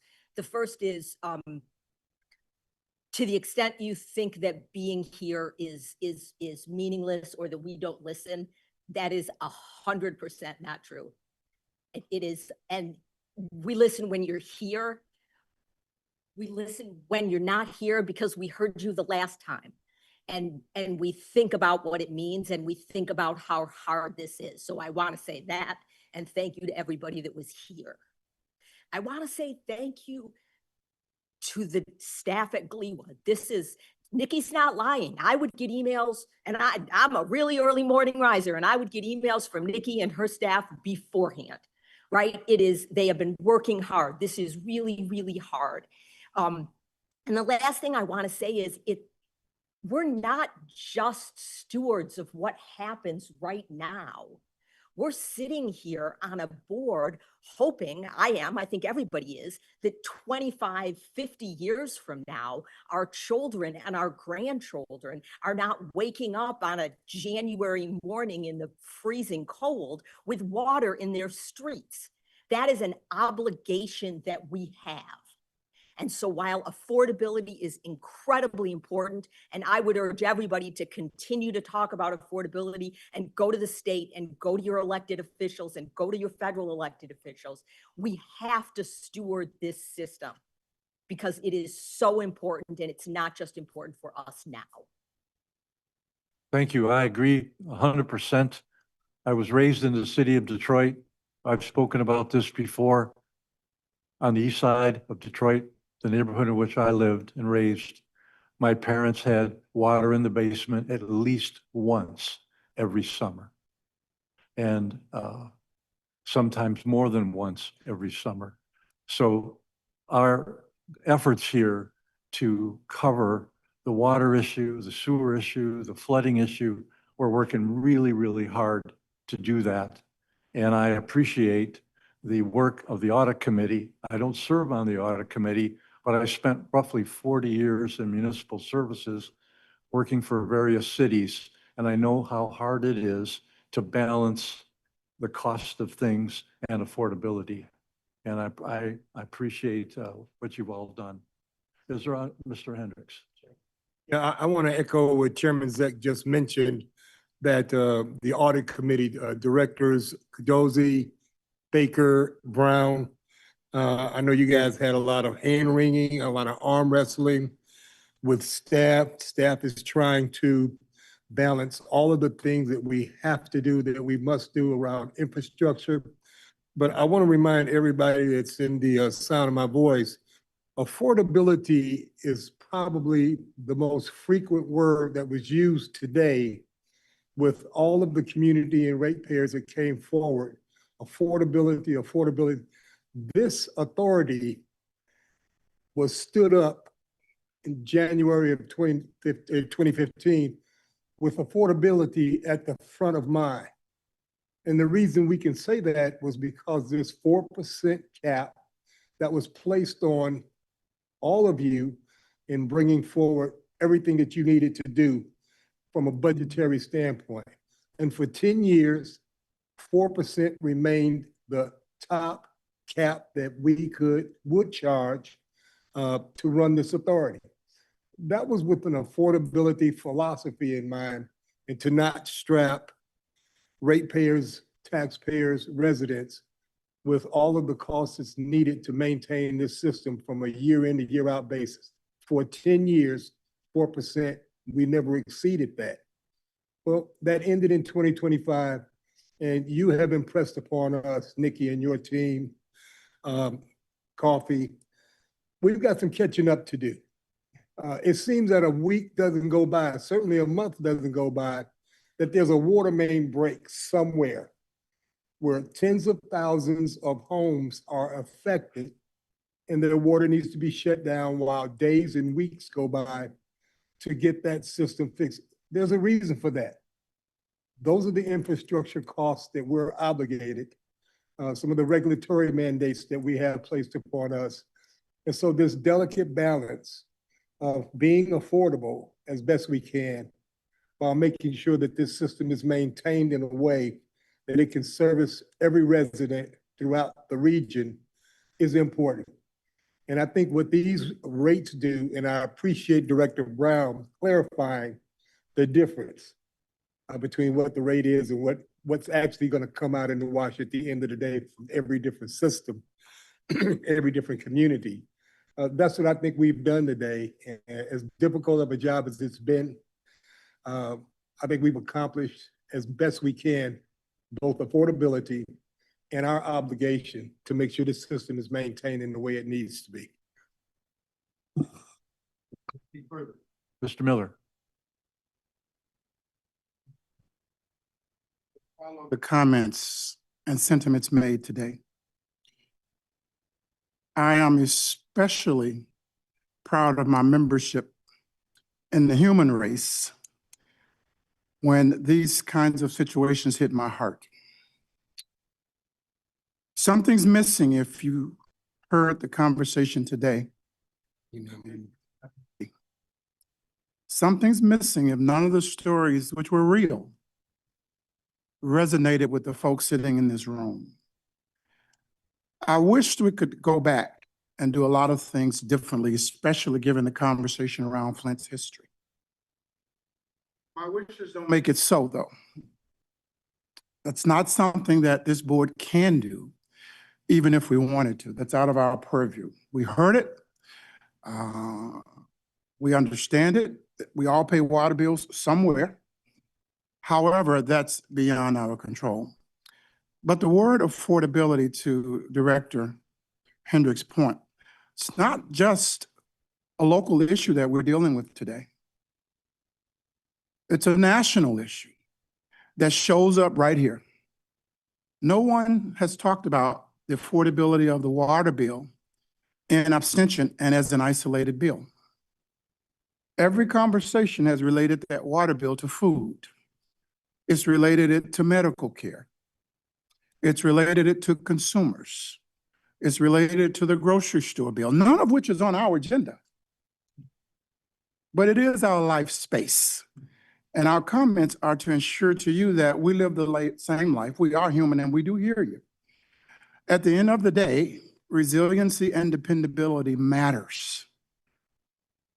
It would be irresponsible for us to agree to a rate that we know is, one, not going to be the end rate, but whatever rate we agree to, knowing that that rate is going to lead to the problem of water delivery to your home.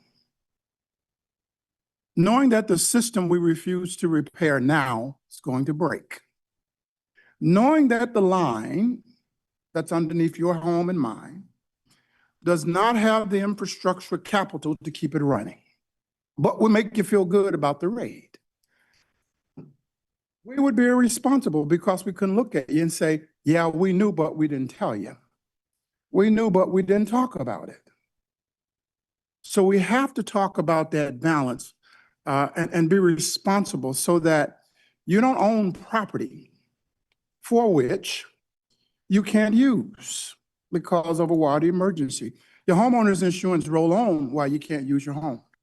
Your property taxes roll on with the water main break because you can't use your home. Your utilities roll on because you can't use your home. They don't stop. So the building blocks that we're working from is the vision of entirety that makes water affordable and make it available for what it needs to do, and make a system that's 100 years old do what it's intended to do. That's the motive today. Thank you for the moment. Questions for Ms. Bateson?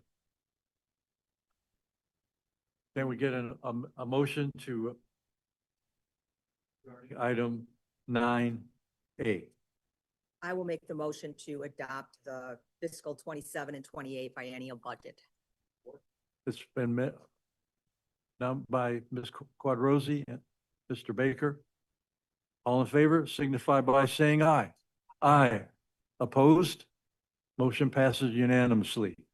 Can we get a motion regarding item 9B? So move. By Mr. Miller. Mr. Brown. All those in favor signify by saying aye. Aye. All those opposed? Motion passes unanimously.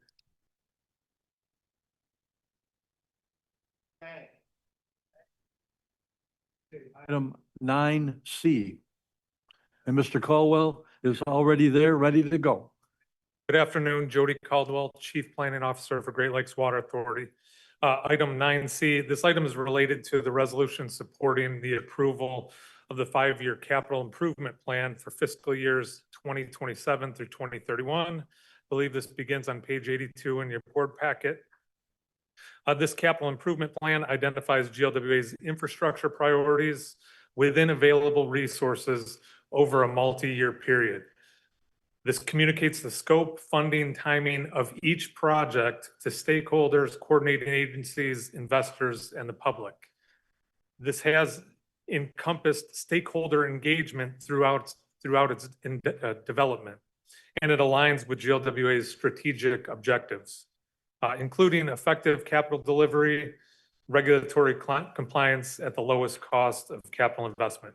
So this 5-year plan, fiscal years 2027 through 2031, identifies capital needs of $1.191 billion in water system capital improvements and $1.268 billion in sewer system capital improvements.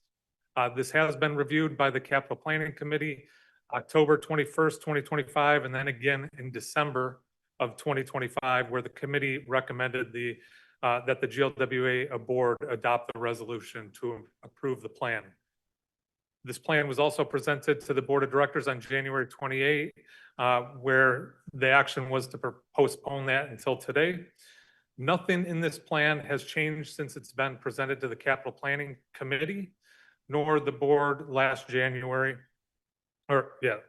month in January. Therefore, it is recommended that the GLWA board of directors adopts the resolution supporting the capital improvement plan for fiscal years 2027 through 2031. This completes my brief overview of the capital plan.